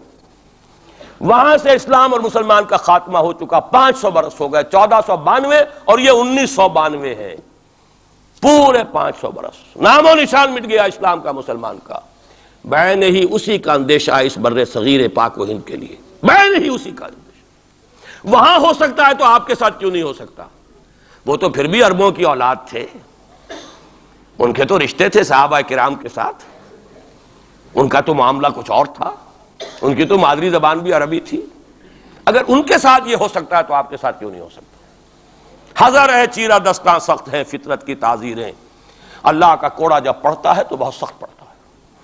اب دو ہی میں نے جیسا کہ عرض کیا ہے، یا چنا کن یا چنی، یا تو اس اسلامی انقلاب کے لیے کمر بستہ ہو جائیں، اور ورنہ پھر یہ کہ اس عذاب الہی کا کوڑا جو ہے وہ تو اب نظر آ رہا ہے۔ قوم یونس جیسے عذاب دیکھ کر ایمان لے آئی تھی، کاش کہ اب بھی مسلمان یہاں کا پاکستان کا بیدار ہو جائے اور توبہ کرنے کے لیے آمادہ ہو جائے۔ اقول قولی ھذا واستغفر اللہ لی ولکم ولسائر المسلمین والمسلمات۔